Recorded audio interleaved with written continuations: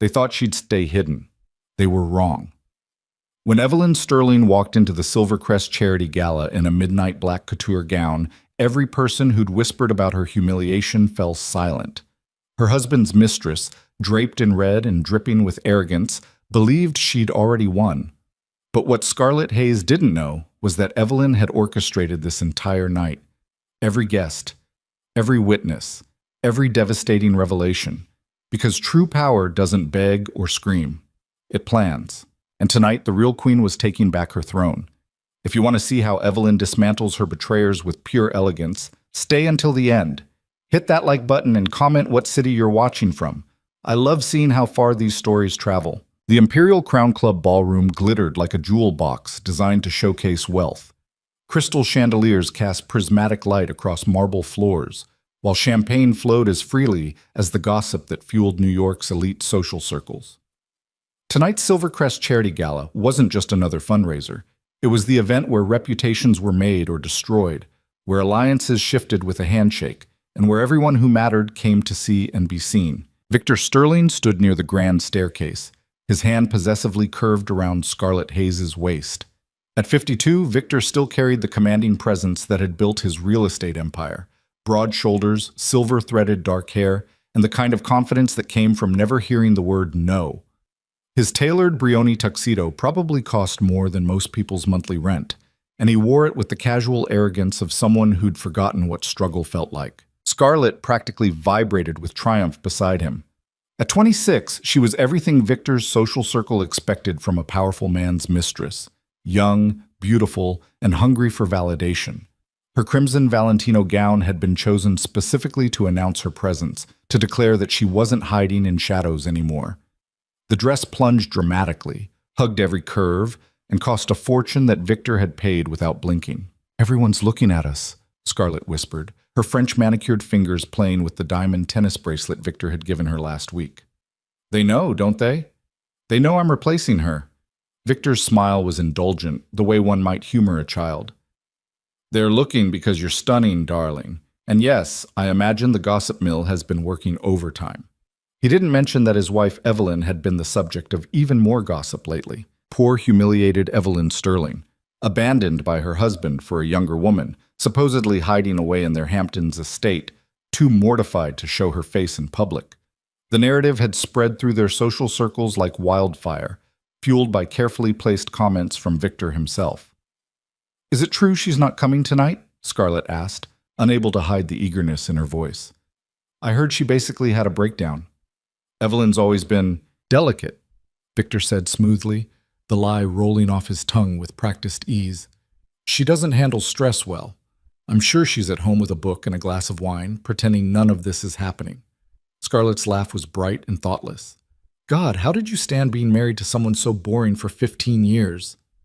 Victor didn't answer. The truth was complicated, and complications didn't fit the simple narrative he'd constructed. It was easier to let Scarlett and everyone else believe that Evelyn had been nothing more than a placeholder wife, someone he'd outgrown like an old suit. What he'd conveniently forgotten, or perhaps never truly understood, was that Evelyn Sterling had been the architect of half his success.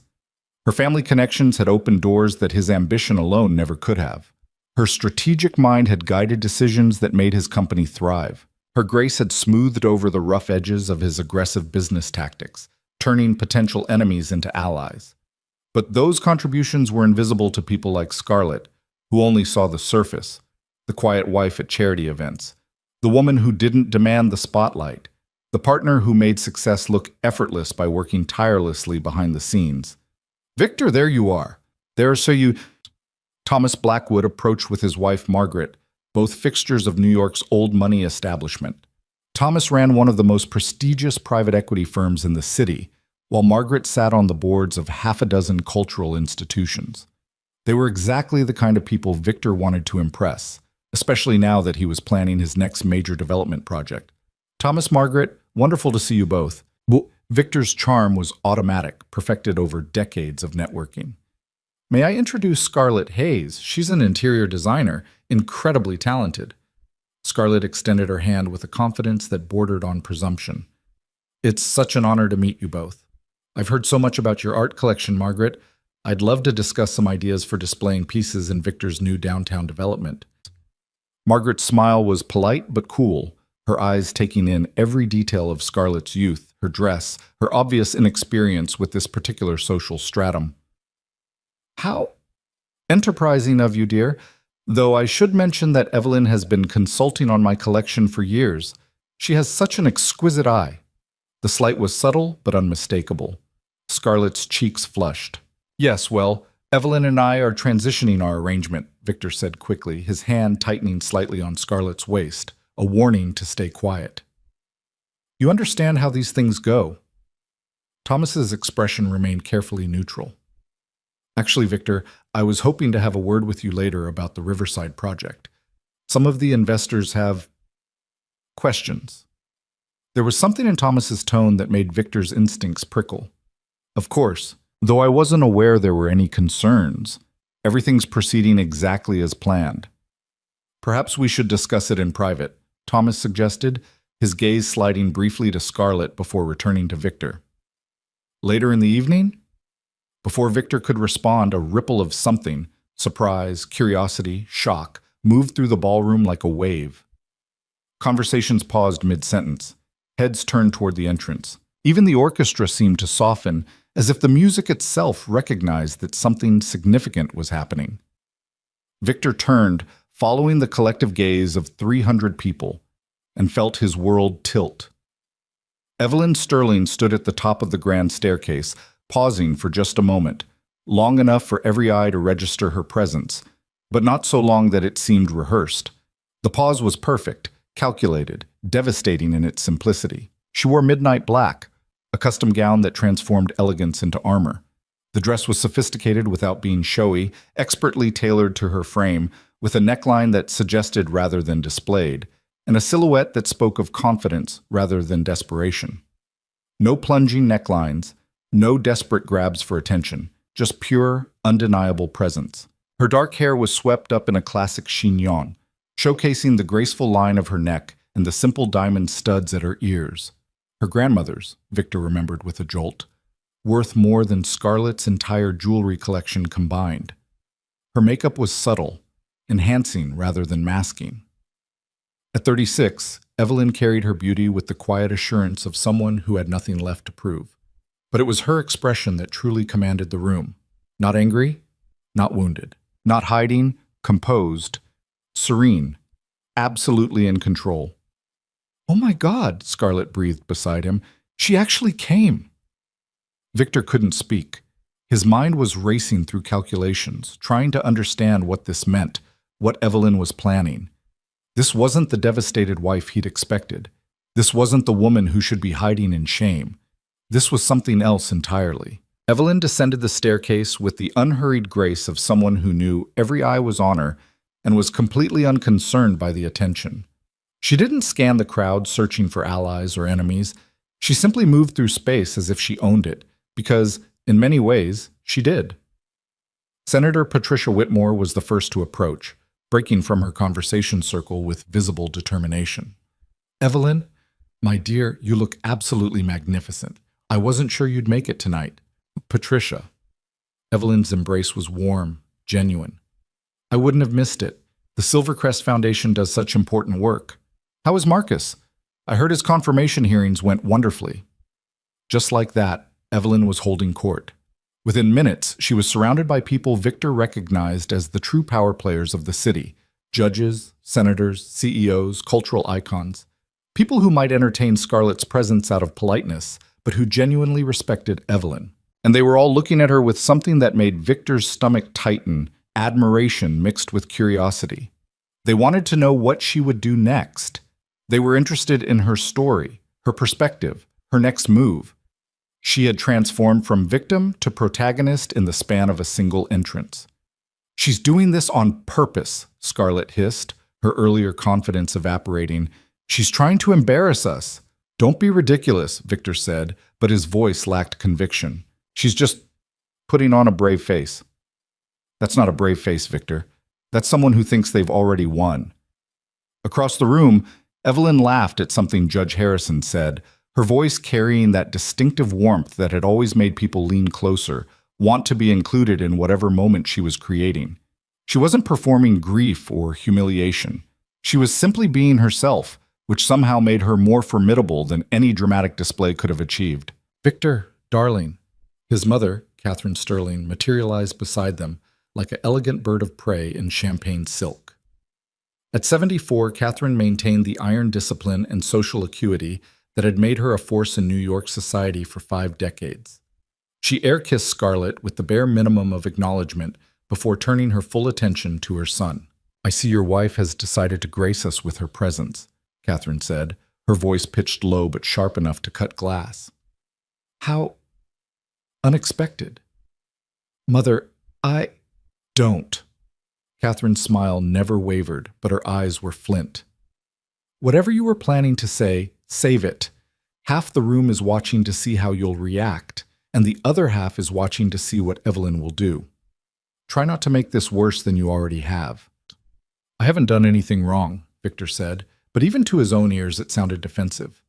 "My marriage to Evelyn has been over for years. Everyone knew we were just going through the motions." Catherine's laugh was brittle. "Is that what you tell yourself?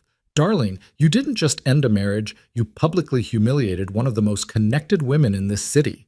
Did you really think there would be no consequences? Or did you assume Evelyn would just quietly disappear?" "She's been hiding for weeks," Scarlett interjected, apparently unable to read the room well enough to stay silent. "We haven't done anything she wasn't already—" "Miss Hayes," Catherine turned to her with a look that could freeze champagne. "I'm going to give you some advice that your youth clearly hasn't taught you yet. In situations like these, silence is not just golden, it's survival. I suggest you learn the difference between winning and appearing to win. Because right now, the only person in this room who looks like they're winning is standing over there in black, surrounded by people who actually matter." Scarlett's mouth opened, then closed. She looked to Victor for support, but he was watching Evelyn, trying to decode her strategy, trying to understand what game she was playing, because it was definitely a game. Evelyn didn't do anything without purpose. 15 years of marriage had taught him that much, even if he'd apparently forgotten every other lesson. "Mrs. Sterling!" Caroline Morrison, the city's most influential gossip columnist, appeared with a photographer in tow. "You look absolutely radiant. Can we get a photo?" "Of course, Caroline." Evelyn's smile was gracious as she posed, alone, needing no one to complete her picture. "Though I hope you'll focus most of your coverage on the Foundation's work tonight. They're announcing a new initiative for arts education that I'm particularly excited about." Naturally, Caroline agreed, though her eyes were already calculating angles, headlines, narratives. "But I have to ask, there's been so much speculation about your situation. Are you planning to make any kind of statement tonight?" Evelyn's laugh was soft, genuinely amused. "Caroline, you know I've never been one for public drama. I'm here to support a cause I care about, to see friends I've missed, and to enjoy a beautiful evening. Anything beyond that is just noise, don't you think?" It was a masterclass in deflection, acknowledging the elephant in the room while refusing to feed it, maintaining dignity without appearing defensive. Caroline looked almost disappointed not to get a more inflammatory response. "And how are you feeling about everything?" Caroline pressed, unwilling to let it go completely. "It must be difficult." "Difficult?" Evelyn considered the word as if tasting it. "I suppose transitions always are. But I'm discovering that change can be incredibly liberating when you stop fighting it and start embracing it. Now, if you'll excuse me, I see Dr. Matthews, and I've been wanting to discuss his new medical research initiative." She moved away with perfect timing, leaving Caroline with a quote that said everything and nothing, that could be interpreted a dozen different ways depending on what narrative you wanted to believe. "She's good," Margaret Blackwood murmured, having returned to their group while Victor was distracted. "I'd forgotten how good she is at working a room." "She's my wife," Victor said automatically, then caught himself. Is. We're not divorced yet." "No," Thomas agreed. "You're not. Which brings me back to what I wanted to discuss about the Riverside project. You see, Victor, several of our investors have become concerned about the optics of this situation. The Sterling name carries weight in this city, but it's Evelyn's connections that open many of the doors for your current ventures. Now, I'm not saying business should be affected by personal matters, but that's exactly what you're saying." Victor's voice was harder now, defensive. You're suggesting that my private life should dictate my business relationships. I'm suggesting, Thomas said carefully, that you may have underestimated how many of those relationships were actually Evelyn's relationships that she generously shared with you. When a marriage ends, things get complicated. Loyalties shift. And from what I'm seeing tonight, a lot of people are choosing their side. Victor wanted to argue, to dismiss the concern as overblown. But looking around the ballroom with fresh eyes, he began to see it, the way certain people who would normally gravitate toward him were keeping their distance. The subtle shift in dynamics as guests who might have ignored Evelyn in her humiliation were instead treating her like royalty returned from exile. She had been working behind the scenes, he realized with growing unease. All those weeks he'd assumed she was hiding, nursing her wounds, falling apart. She'd been planning, strategizing, preparing for exactly this moment. I should go talk to her, Victor said abruptly. Clear the air. This is ridiculous. We're adults. We can handle this with maturity. Victor, I really don't think... Margaret began, but he was already moving, leaving Scarlett standing awkwardly with his mother and the Blackwoods, her red dress suddenly seeming garish rather than glamorous. Evelyn was talking with Judge Harrison and his wife when Victor approached. She glanced up, registered his presence, and returned her attention to the conversation without so much as a flicker of concern.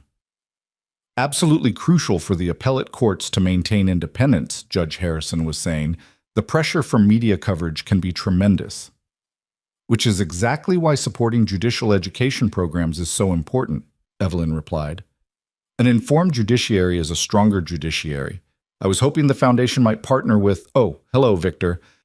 She acknowledged him the way one might acknowledge a waiter interrupting dinner, polite, slightly annoyed at the timing, fundamentally unbothered.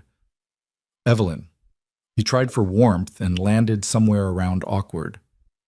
You look... I didn't expect to see you here tonight. Didn't you? Her smile was pleasant, empty of emotion. How odd. I've attended this gala for 12 consecutive years. Why would this year be any different? Judge Harrison cleared his throat. Perhaps we should give you two a moment. That's not necessary, Robert, Evelyn said smoothly. Victor and I have nothing to discuss that requires privacy. Unless there's something specific you needed, Victor, because I was in the middle of a conversation. The dismissal was elegant but absolute. In front of one of the most powerful judges in the state, Evelyn had just made it clear that Victor's presence was an interruption, not a priority. I just thought we should talk, Victor said, feeling off balance. Given the circumstances, it seems odd to be at the same event and not acknowledge each other? Evelyn's eyebrow raised fractionally. I just did. Was there something else? This wasn't going at all the way he'd imagined. Where was the hurt, the anger, the desperate need to understand why he'd left? Where was the woman who should be grateful for even a moment of his attention? I suppose I wanted to make sure you were... Okay, he tried, switching tactics. I know this can't be easy for you. Something flickered in Evelyn's eyes. Amusement, maybe, or recognition of the manipulation attempt. How thoughtful of you to be concerned about my well-being, Victor. I assure you I'm managing beautifully. Better than I have in years, actually. But I appreciate your concern. The word dripped with irony so subtle that only Victor caught it. Well, he said, suddenly wanting to escape this conversation that he'd initiated, I'm glad to hear it. If you need anything... I won't, Evelyn said simply. But thank you for the offer. Now, if you'll excuse me, Robert and I were discussing the Foundation's legal structure. Fascinating stuff, really. Community trusts and nonprofit governance.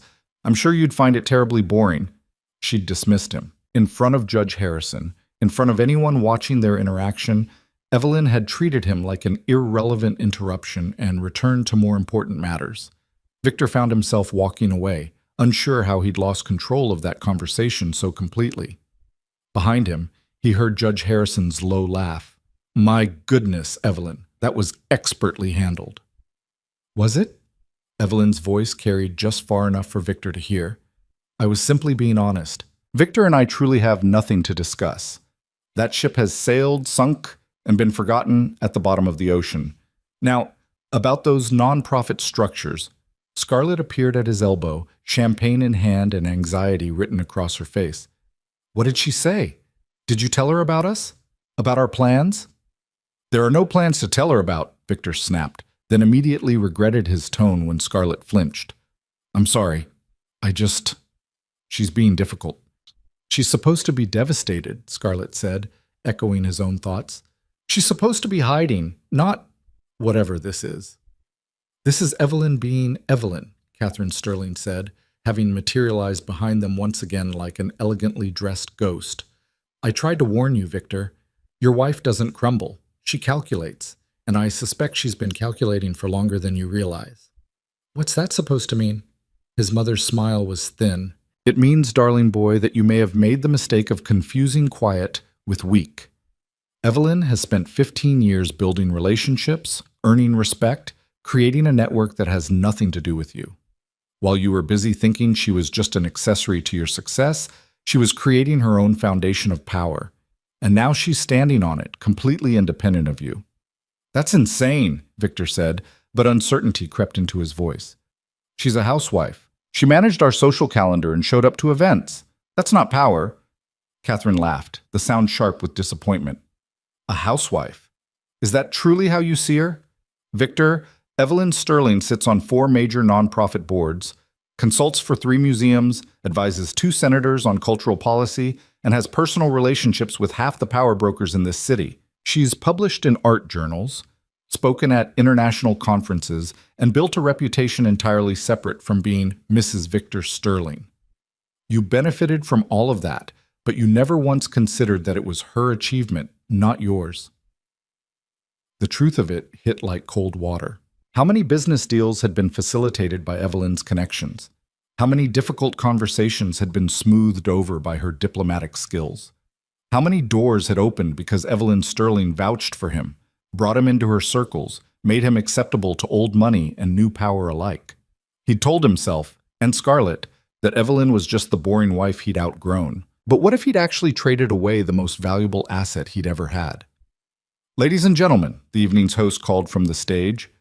If you could please take your seats, we're about to begin the program portion of our evening.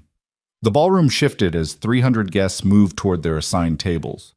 Victor had purchased a premium table near the front, of course. Visibility was everything at these events. He guided Scarlett toward their seats, noting with irritation that his mother had somehow arranged to sit elsewhere.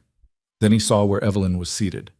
The Foundation's table of honor, front and center, surrounded by the event's most distinguished guests, the senator, the judge, the museum director, the founder of the city's most prestigious arts program.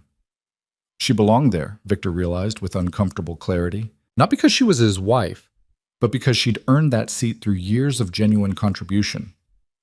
When had that happened? When had Evelyn built this entire life that had nothing to do with him?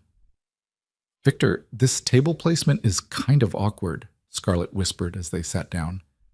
We're right next to the Harrisons, and Mrs. Harrison keeps looking at me like I'm trash. Just ignore it, Victor said tiredly. Catherine Harrison is old money and old-fashioned. She doesn't approve of change. What he didn't say was that Catherine Harrison had been Evelyn's mentor when she first arrived in New York, fresh out of Columbia with an art history degree and no social connections. Catherine had taken Evelyn under her wing, introduced her to the right people, taught her how to navigate the complex hierarchies of New York society. Of course, Catherine would be Team Evelyn. They all would be. The program began with welcome remarks from the Foundation's president, followed by a video showcasing the year's accomplishments. Victor tried to pay attention, but his eyes kept drifting to Evelyn's table, watching how she engaged with those around her, leaning in to hear better, laughing at jokes, contributing to conversations with obvious intelligence and wit.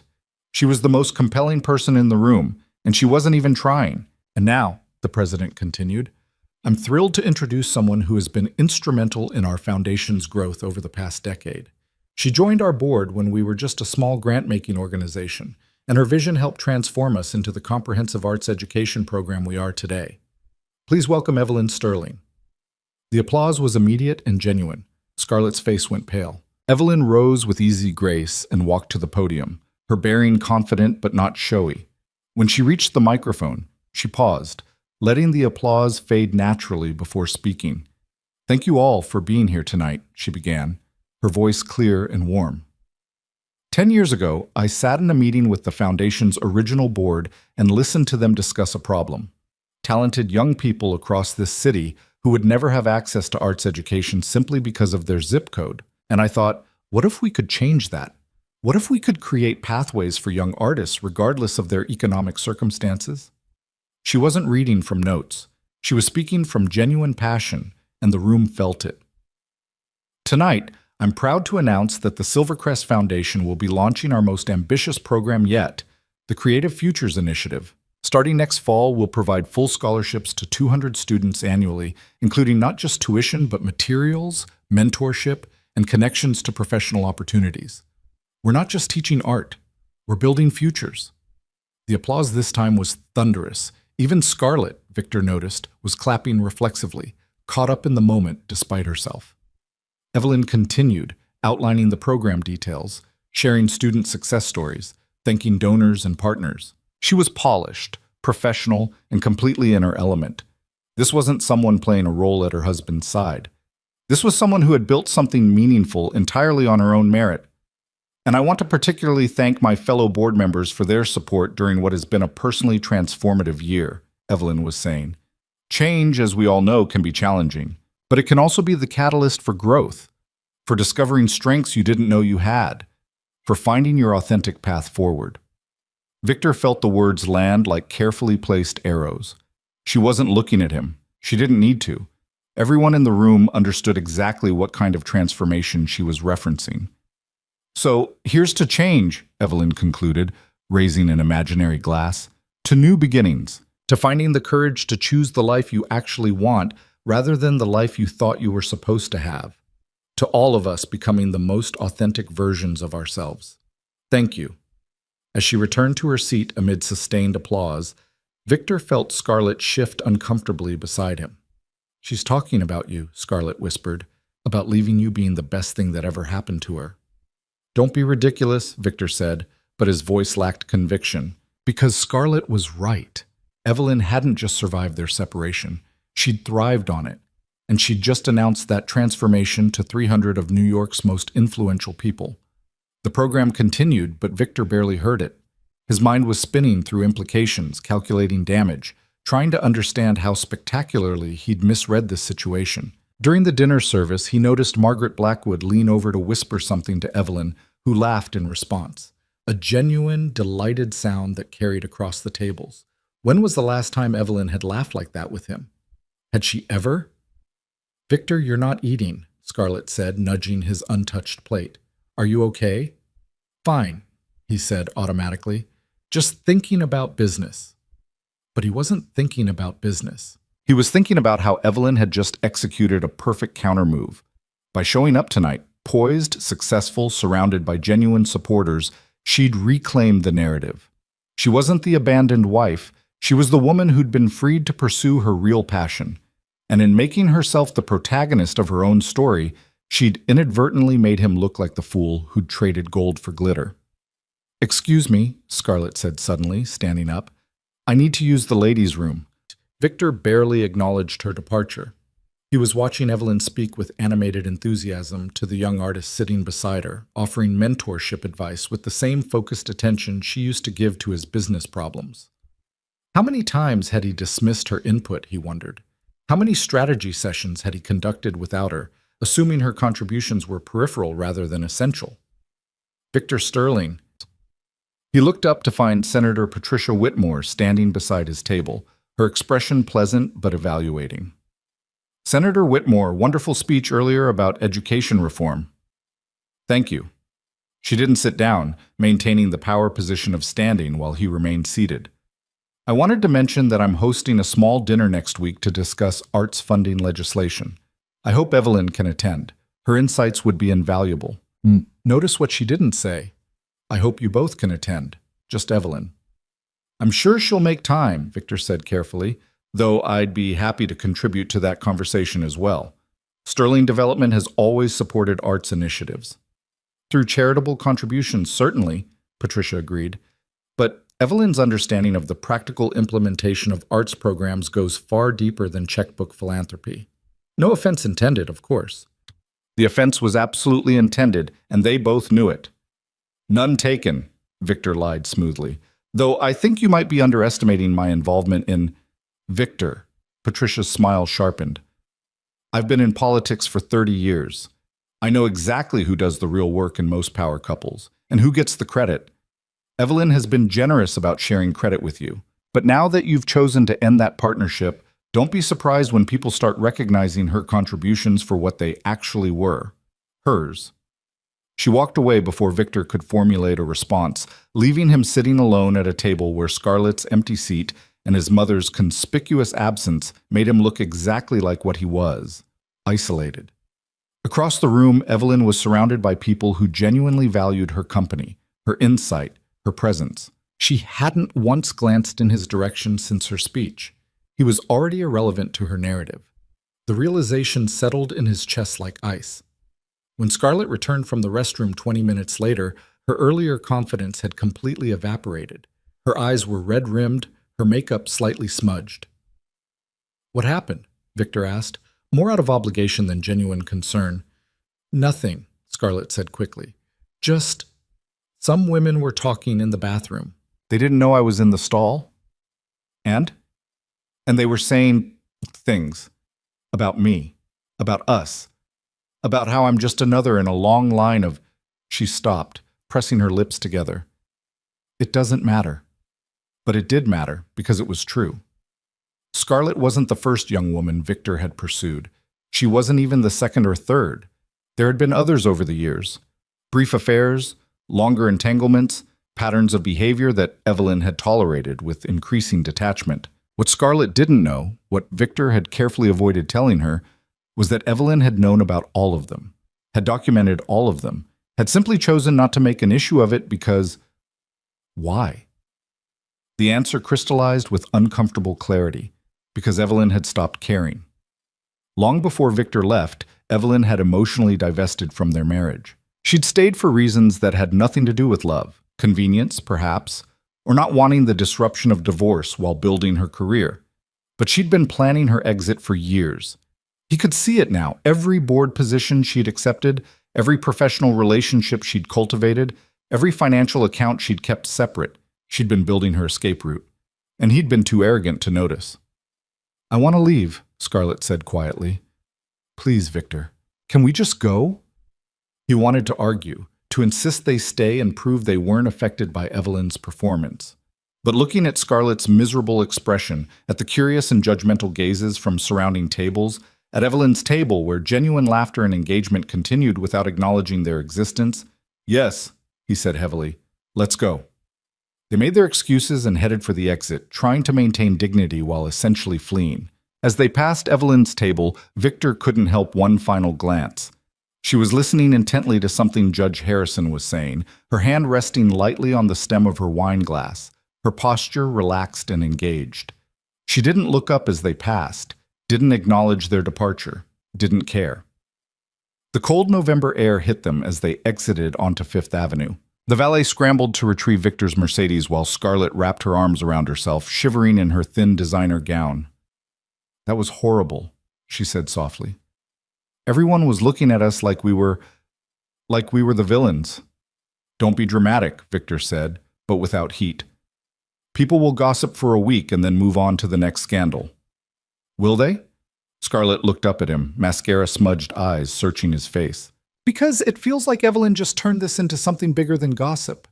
She made a statement tonight, Victor, and the statement was that she's better off without you."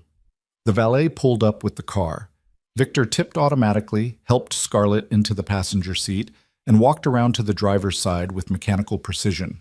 As he pulled away from the curb, he caught one last glimpse through the grand windows of the ballroom. Evelyn was standing now, mid-conversation with a group that had gathered around her. She was animated, vibrant, fully present in a way he couldn't remember seeing in years. She was free, and he was the one who'd freed her. The thought should have brought satisfaction. After all, wasn't that the whole point? He'd wanted out of the marriage, wanted the excitement of someone new, wanted to escape the comfortable but passionless routine his life with Evelyn had become. But looking at Scarlett now, young, beautiful, and completely out of her depth in his world, Victor felt the first real stirrings of doubt. What exactly had he won? They drove through Manhattan in silence, the city lights reflecting off the Mercedes's polished hood. Scarlett stared out her window, lost in her own thoughts. Victor navigated automatically, his mind replaying every interaction from the evening, every subtle slight, every calculated move Evelyn had made. She'd orchestrated the entire night. He could see it now.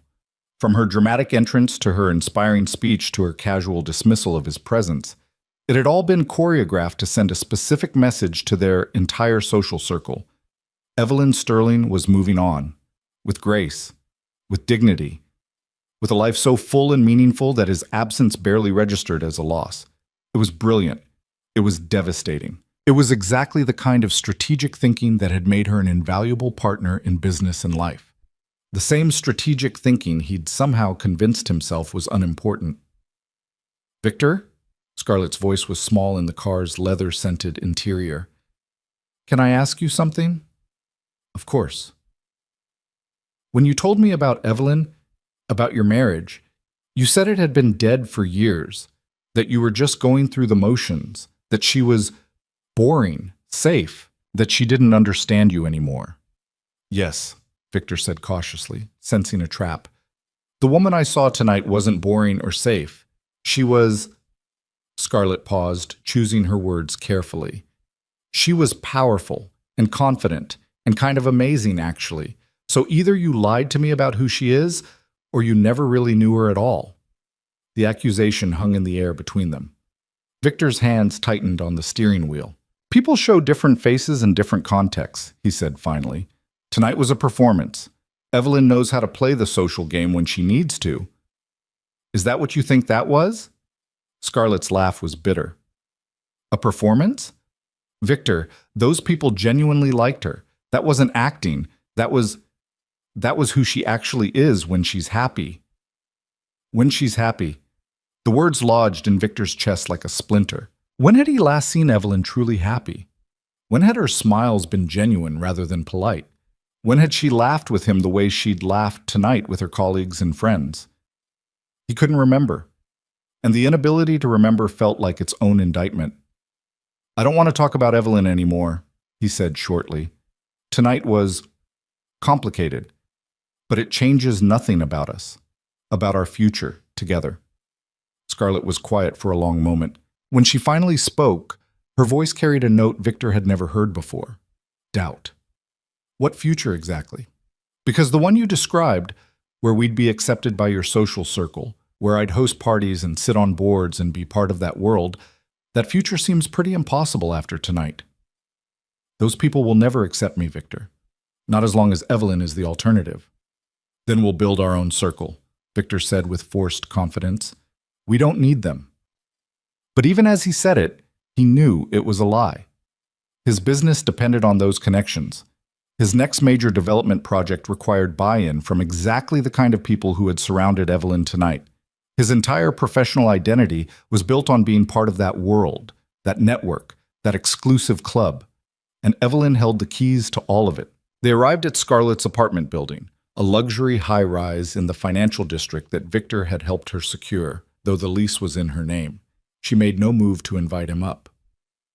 "I need to think," she said quietly, "about us, about whether this is really what I want." "Scarlett?" "No, Victor. Let me finish." She turned to face him fully. "I'm 26 years old. When we started this, you made it sound like I was rescuing you from a loveless marriage, like I was the exciting new chapter in your life. But tonight I realized something. I'm not a new chapter. I'm just a repeated pattern. And Evelyn? She's not the boring wife you outgrew. She's the woman who got tired of being underestimated and decided to stop waiting for you to appreciate what you had." She opened the car door before he could respond. "Don't call me for a few days," she said.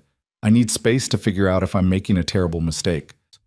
Victor watched her disappear into the building's lobby, feeling like the ground was shifting beneath him in ways he couldn't control. He drove to his own apartment, the penthouse he'd moved into after leaving the house he'd shared with Evelyn. It was modern, sleek, decorated by an expensive designer to look like something from an architecture magazine.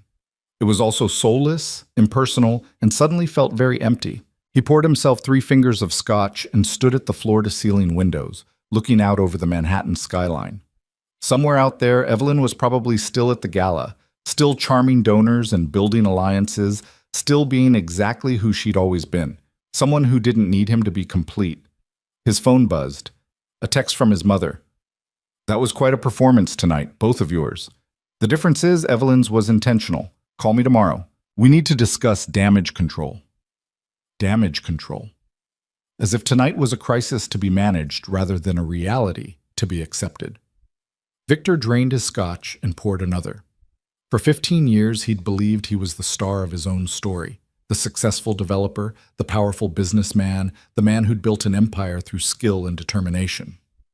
Evelyn had been the supporting character, the wife who looked good at events and managed the household. But tonight had revealed a different truth. Evelyn had been the co-author of his success all along, and now she was writing her own story, one that didn't include him. He'd thought leaving her would make him feel powerful, free, young again. Instead, for the first time in decades, Victor Sterling felt like he'd made a catastrophic mistake. And the worst part? Evelyn clearly didn't care enough to even be angry about it. She'd simply moved on. The scotch burned going down, but it did nothing to warm the cold realization settling in his bones.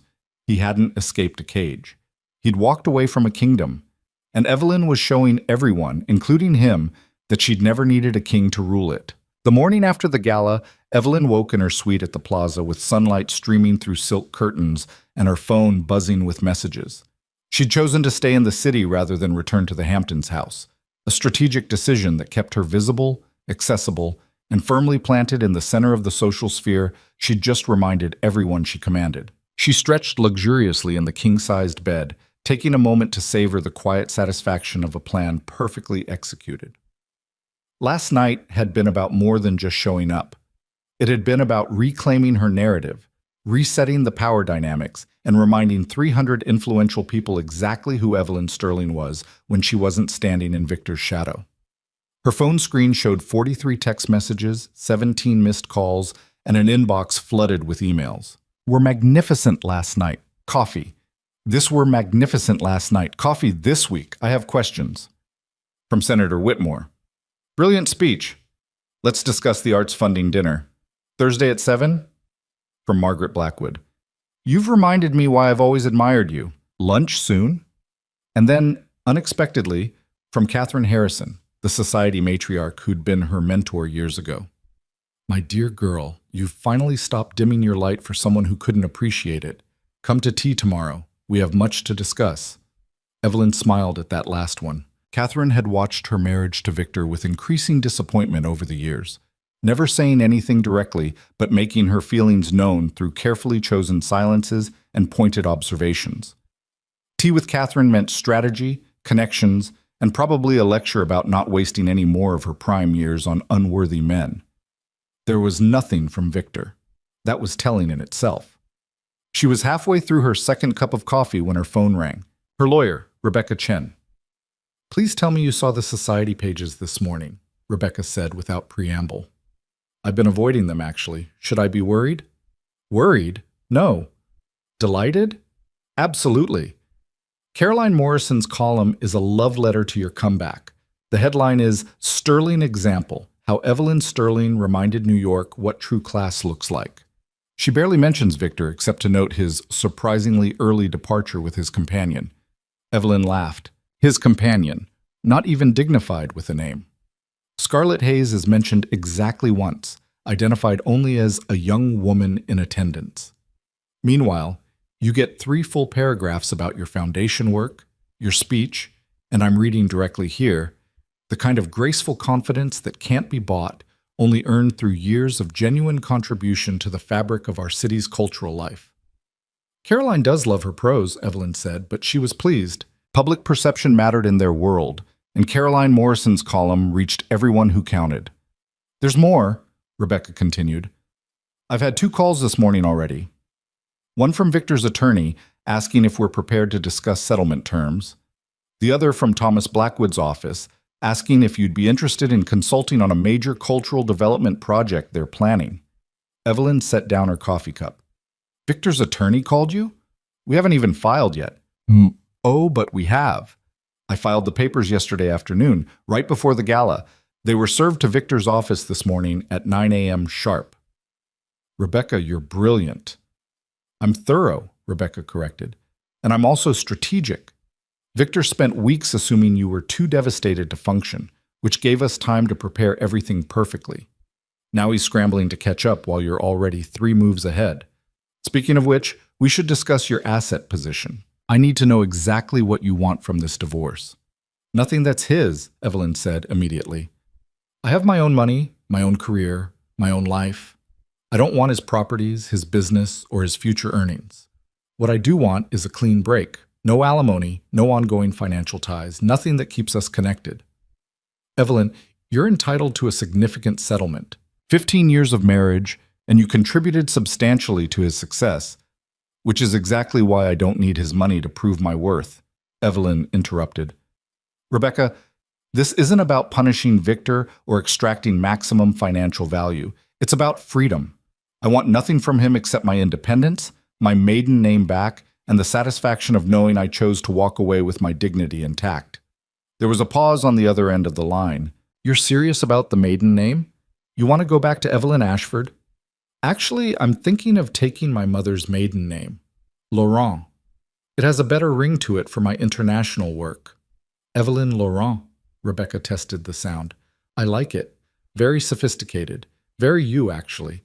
All right, I'll draw up papers reflecting your wishes. But Evelyn, I want you to think carefully about this. You're giving up potential millions to gain something more valuable than money, Evelyn finished. Trust me, Rebecca. I know exactly what I'm doing. After hanging up, Evelyn spent the next hour responding to messages, accepting lunch invitations, and carefully cultivating the new narrative she was building. She wasn't the abandoned wife. She was the woman who'd recognized a dead end and chosen a different path. Her phone rang again, this time an unknown number. Evelyn Sterling speaking? Mrs. Sterling, this is James Morrison from the Metropolitan Museum's Board of Trustees. I hope I'm not calling too early? Evelyn's pulse quickened. The Met's board was one of the most prestigious positions in New York's cultural world. Not at all, James. How can I help you? Actually, I'm calling to see if you might help us. We have a vacancy on our acquisitions committee, and after your speech last night about arts access and education, several board members suggested you'd be an ideal candidate. Would you be interested in discussing the position? Evelyn felt a smile spread across her face. The Metropolitan Museum. This was the kind of opportunity she'd dreamed about for years, but had never pursued because it would have required time and attention she'd been spending on supporting Victor's endless business dinners and networking events. I would be very interested, she said carefully, though I should mention that my personal situation is currently in transition. We're aware, James said smoothly. And if I may speak candidly, Mrs. Sterling, that's partly why this feels like perfect timing. The board values independence and expertise. Your work with the Silvercrest Foundation speaks for itself, and your academic credentials in art history are impressive. We're not interested in wives of wealthy men looking for prestigious hobbies. We're interested in Evelyn Ashford Sterling, the professional in her own right. Evelyn Ashford Sterling, soon to be just Evelyn Laurent. But the recognition of her individual merit, separate from Victor's name and money, was exactly what she'd been working toward. Then, yes, absolutely. I'd love to discuss this further. They arranged a meeting for the following week, and when Evelyn hung up, she allowed herself a moment of pure, uncomplicated joy. This was happening. The life she'd imagined during all those lonely nights in a marriage that had died years before its official end, it was actually becoming real. A knock on her suite door interrupted her thoughts. Room service with breakfast, she assumed, though she hadn't ordered anything. Instead, she found her sister standing in the hallway, holding a bakery box and 2 lattes. Olivia, what are you doing here? Olivia Ashford pushed past her into the suite, her practical wool coat and sensible shoes a stark contrast to the plaza's opulent surroundings. At 32, Olivia was everything Evelyn wasn't. A public defender who worked 80-hour weeks, lived in a rent-controlled studio in Brooklyn, and had exactly zero interest in high society. What am I doing here? Evelyn, you just publicly dismantled your marriage in front of New York's entire power structure, and you didn't think to call your sister? Olivia set the bakery box on the suite's elegant coffee table and fixed Evelyn with a look that was part concern, part admiration. I had to read about your dramatic return to society in Caroline Morrison's column over my morning coffee at the bodega. It wasn't dramatic, Evelyn protested, though she was smiling. It was strategic. It was both, and you know it. Olivia opened the bakery box, revealing still warm croissants and chocolate-filled pastries. Sit, eat, tell me everything. And I mean everything, not the sanitized version you'll give to your society friends, but the real story. Evelyn curled up on the suite's velvet sofa, accepting a croissant and feeling the tension she'd been carrying release slightly. Olivia was the only person in her life who'd known Victor for exactly what he was from the beginning: charming, ambitious, and fundamentally self-centered. You were right about him, Evelyn said quietly.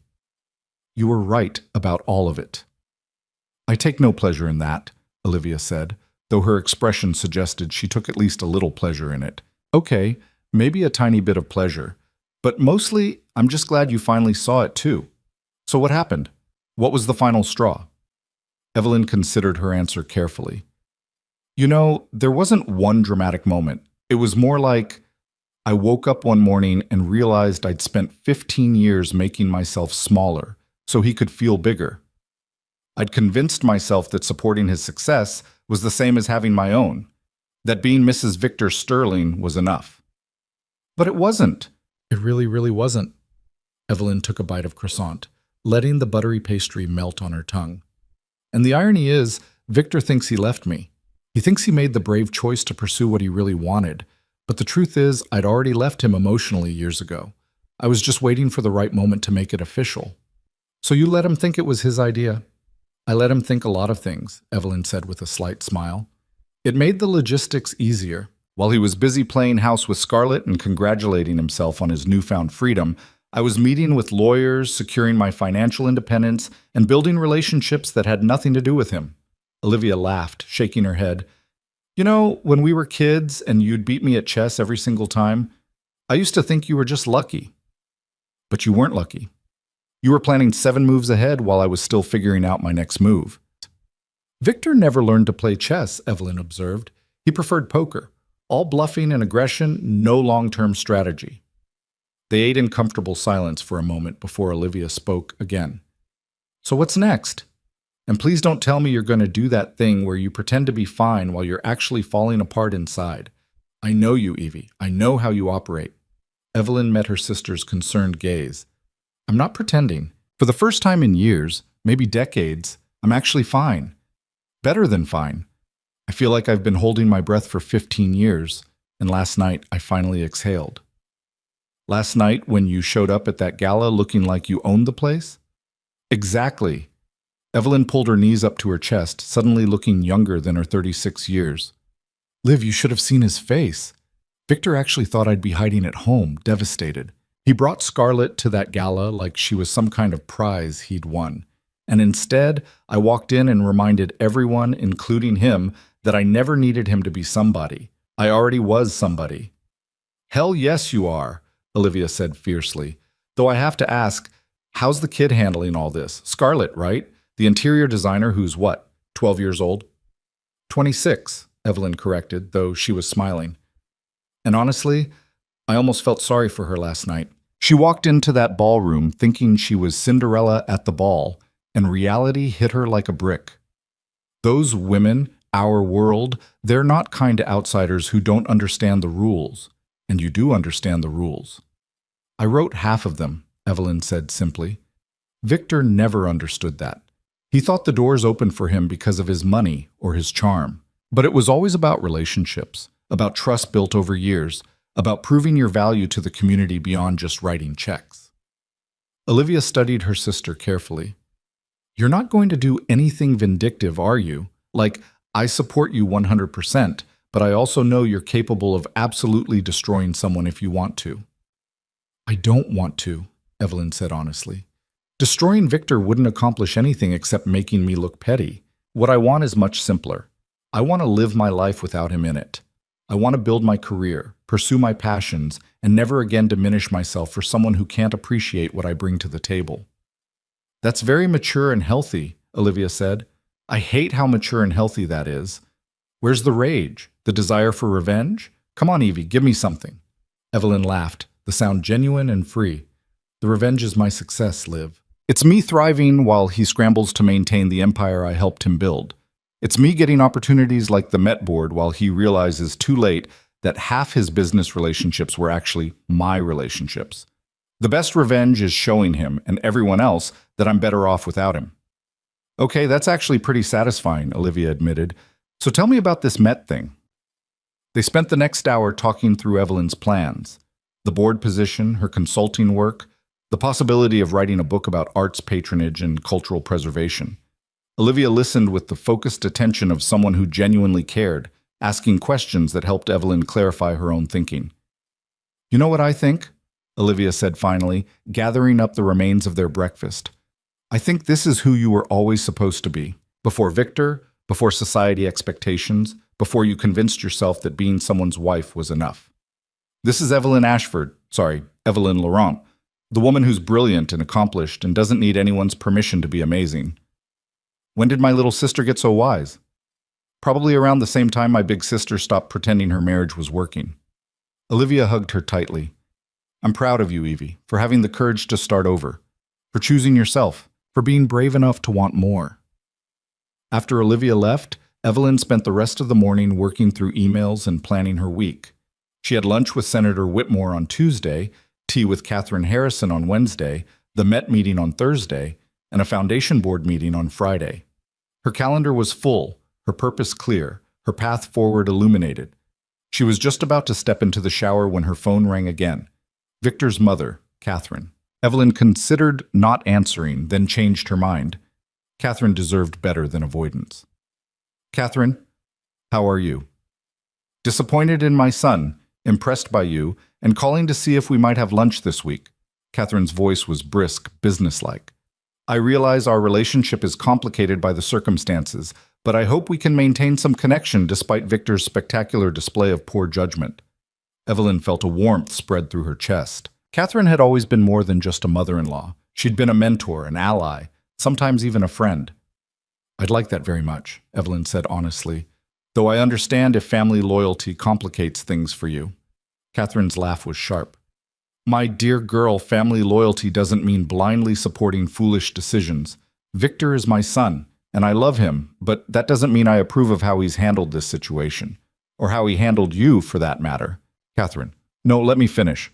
I watched you transform my son's rough ambition into actual sophistication. I watched you open doors he could never have opened alone.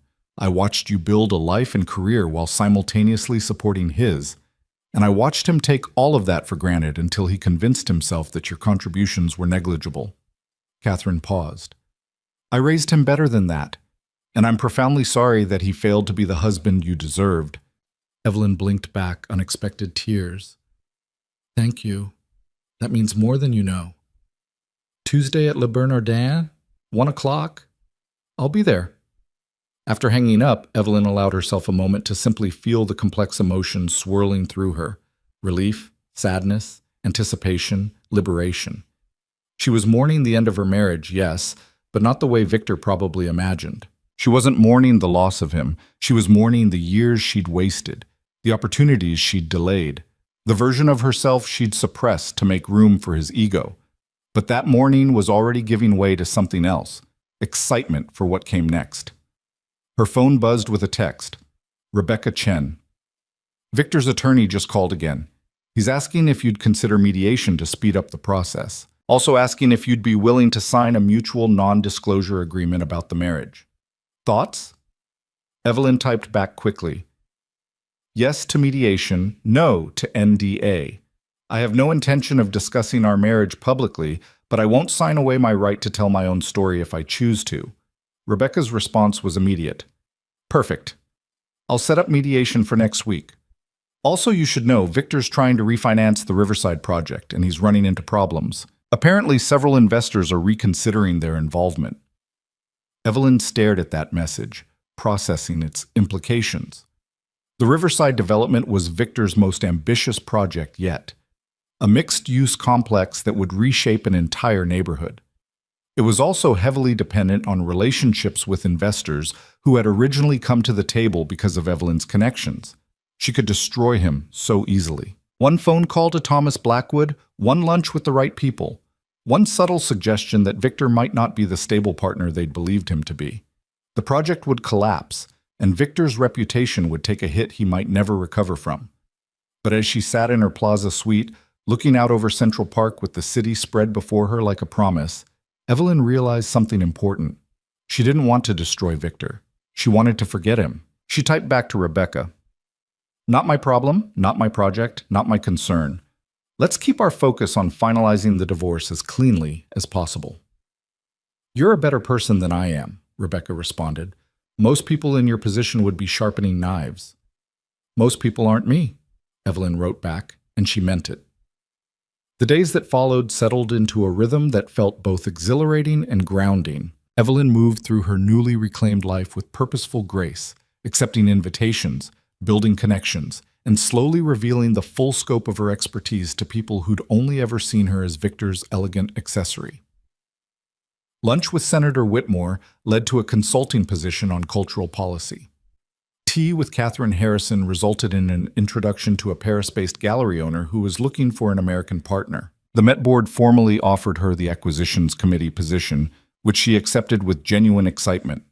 Through it all, she heard nothing directly from Victor, but the gossip reached her anyway. Whispered conversations at gallery openings, carefully worded questions from mutual acquaintances, Caroline Morrison's column documenting every development with thinly veiled glee.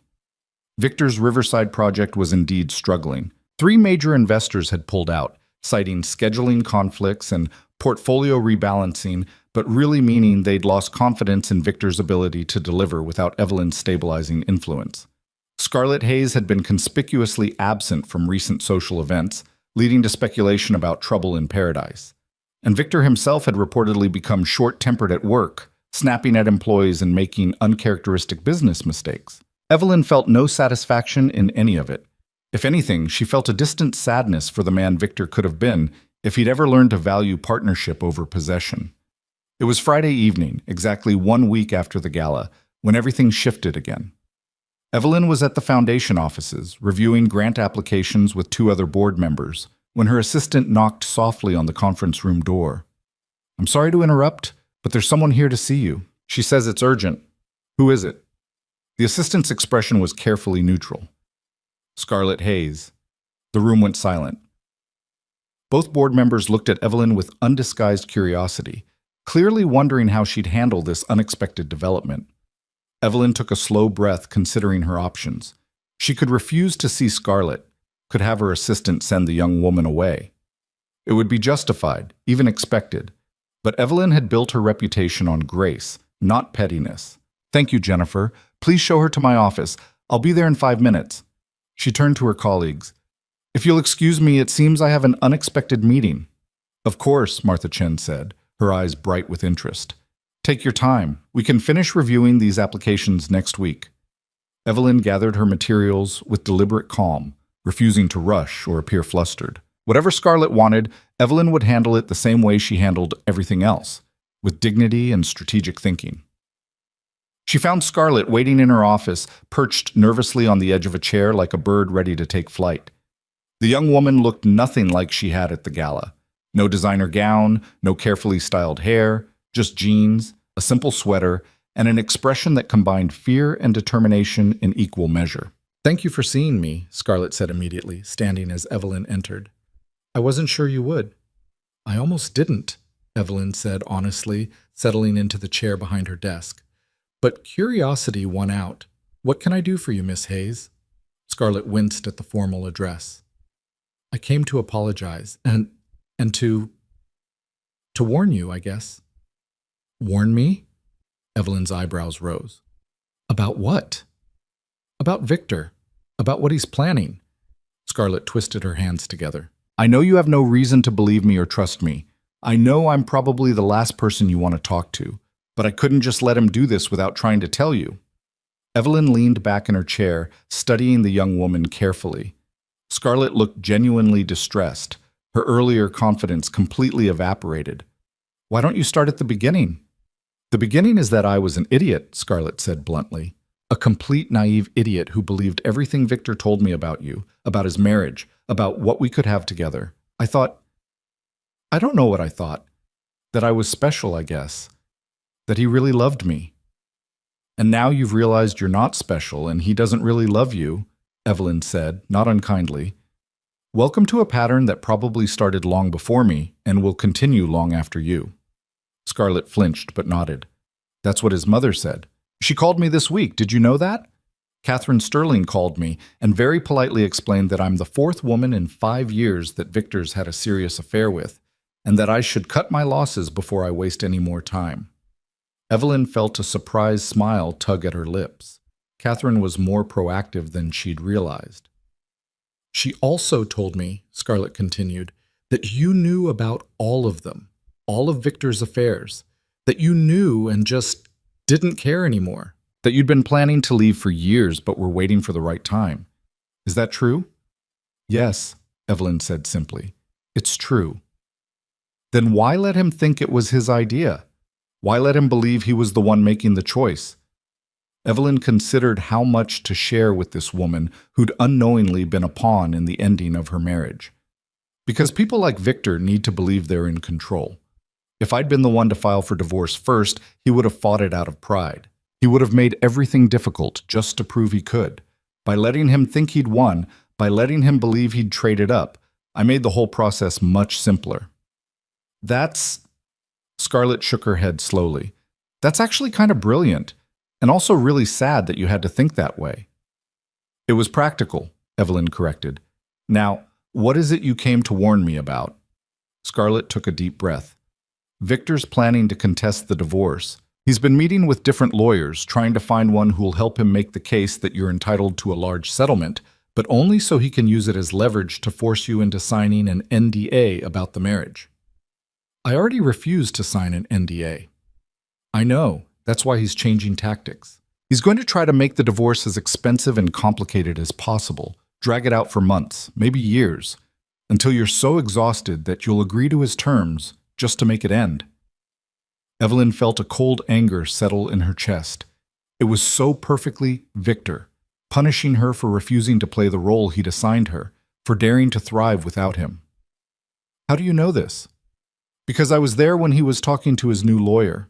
He doesn't know I speak Spanish, and his lawyer is from Colombia, and they were speaking pretty freely because they assumed I couldn't understand. Scarlett's smile was bitter. Turns out my 4 years of high school Spanish were good for something. What exactly did they say? That you're making him look bad by being so successful without him. That your refusal to take any money from the settlement is making people question whether you ever needed him at all. That your new opportunities, the Met Board, the consulting work, all of it, are damaging his reputation because they prove you were the valuable partner all along. Scarlett met Evelyn's eyes. He wants to force you into signing an agreement that prevents you from ever discussing your role in building his business, from claiming any credit for his success. He wants to legally erase your contributions. Evelyn sat very still, processing this information. It was exactly the kind of petty, short-sighted move Victor would make when he felt threatened. He wasn't thinking about what was best for either of them. He was thinking about protecting his ego. "Why are you telling me this?" she asked quietly. "You're still with Victor, aren't you?" "Barely," Scarlett admitted, "and not for much longer. After the gala, after seeing how those people looked at me, at us, I started realizing what Catherine tried to tell me. I'm not Victor's future. I'm his pattern, and I don't want to be anyone's pattern." "So you're leaving him?" "I'm planning to, yes. But first I wanted to warn you, and I wanted to apologize. I knew he was married when we started seeing each other. I told myself it didn't matter because he said the marriage was already over, that you were basically roommates. But that was just me making excuses for doing something I knew was wrong." Evelyn studied the young woman in front of her, seeing not a threat or an enemy, but simply someone who'd learned a hard lesson. "Thank you for the warning, and for the apology, though I'm not sure it was necessary. Victor was the one who made vows to me, not you." "Still," Scarlett said, "I'm sorry, for whatever that's worth." After Scarlett left, Evelyn sat alone in her office, watching the city lights begin to twinkle as evening settled over Manhattan. She picked up her phone and called Rebecca Chen. "We need to talk," Evelyn said when her lawyer answered. "Victor's planning to make this difficult. I need you to make it impossible for him to win." Rebecca's voice sharpened with interest. "I'm listening." file an amendment to our divorce petition. I want it documented that I'm waiving all claims to community property, all rights to spousal support, and all financial ties to Victor Sterling or Sterling Development. I want it crystal clear that I'm leaving this marriage with exactly what I brought into it: my own assets, my own career, my own reputation. Evelyn, that's extremely generous. Some might say foolishly so. Then add one more thing, Evelyn continued. I want a clause stating that both parties acknowledge the marriage's professional collaboration and that any attempt to legally restrict or misrepresent either party's contributions to shared ventures will result in the immediate release of all financial records, business communications, and documented evidence of said collaboration. Rebecca was quiet for a moment. You're essentially creating a mutually assured destruction clause. Exactly. Victor can have his pride and his money and his business. But if he tries to erase my role in building it, I'll make sure everyone knows the truth, not out of spite, out of accuracy. I love it, Rebecca said with undisguised admiration. It's elegant, it's fair, and it completely neutralizes his strategy. He can't drag this out without looking petty, and he can't force you into silence without risking exposure. Evelyn, you've just checkmated him. Good, Evelyn said simply. How quickly can you file? Monday morning, first thing. After hanging up, Evelyn allowed herself a small smile. Victor had taught her a valuable lesson over the years, even if he'd never meant to. The most effective power moves were the ones that looked generous on the surface but were strategically brilliant underneath. She was giving him everything he thought he wanted: the money, the business, the freedom from financial obligation. But in doing so, she was also making it impossible for him to control the narrative about who they'd been together and what she'd contributed. It was perfect. It was final. It was exactly the ending she deserved. The amended divorce petition landed on Victor's desk the following Monday morning like a tactical strike. His attorney, Gerald Whitmore, no relation to the senator, though he encouraged the confusion, called within an hour, his voice tight with barely concealed frustration. Your wife's lawyer just filed the most unusual set of amendments I've seen in 20 years of family law, Gerald said without preamble. She's essentially giving you everything. Victor felt a surge of triumph that lasted approximately 3 seconds before Gerald continued. Everything except control of the narrative. She's created a clause that makes it legally hazardous for you to ever misrepresent her contributions to your business success. It's brilliant, actually. Diabolical, but brilliant. The triumph curdled into something cold and unpleasant in Victor's stomach. Explain. Gerald did, walking through each provision of Evelyn's amendment with the methodical precision of someone delivering bad news to a client who wouldn't want to hear it. By the time he finished, Victor was gripping the phone hard enough to make his knuckles white. So she's essentially saying I can have the money and the business, but if I try to claim sole credit for building Sterling Development, she'll release documentation proving otherwise? In essence, yes, though the language is more sophisticated than that. She's not threatening you, Victor. She's establishing a mutual non-disparagement clause that protects both parties' professional reputations. If you don't misrepresent her role, she has no reason to release anything. It's elegant, legally sound, and completely impossible to fight without looking petty. This is blackmail, Victor said flatly. No, it's strategy.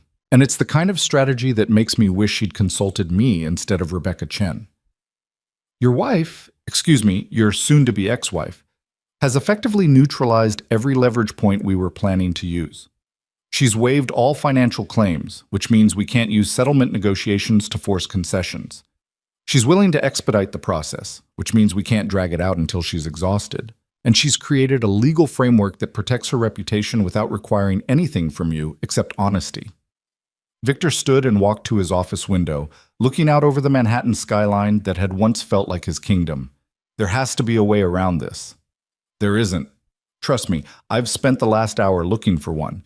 If we contest any part of this amendment, we look unreasonable. If we try to force an NDA about her professional contributions, we trigger the disclosure clause. If we drag out the proceedings, we're simply wasting time and money because she's not asking for anything we need to negotiate. So what are you telling me? That I should just sign whatever she wants? Gerald's sigh was audible over the phone. I'm telling you that your wife has outmaneuvered us completely. The smart play here is to accept her terms, finalize the divorce as quickly as possible, and move on with your life. Fighting this will only make you look vindictive and will probably damage your reputation further." After hanging up, Victor sat alone in his office, staring at the amended petition Rebecca Chen had so carefully crafted. Every word was chosen with surgical precision. Every clause served a dual purpose, appearing generous while being strategically unassailable. This was Evelyn at her finest. Not screaming or throwing accusations, not demanding her pound of flesh, just quietly, efficiently closing every door that might have allowed him to control how their story would be told. He thought about calling her, trying to negotiate some kind of compromise. But what would he even say? That he wanted the right to erase her from the narrative of his success? That he needed to legally prevent her from claiming credit for work she'd actually done? It would make him sound exactly like what he was beginning to fear he actually was.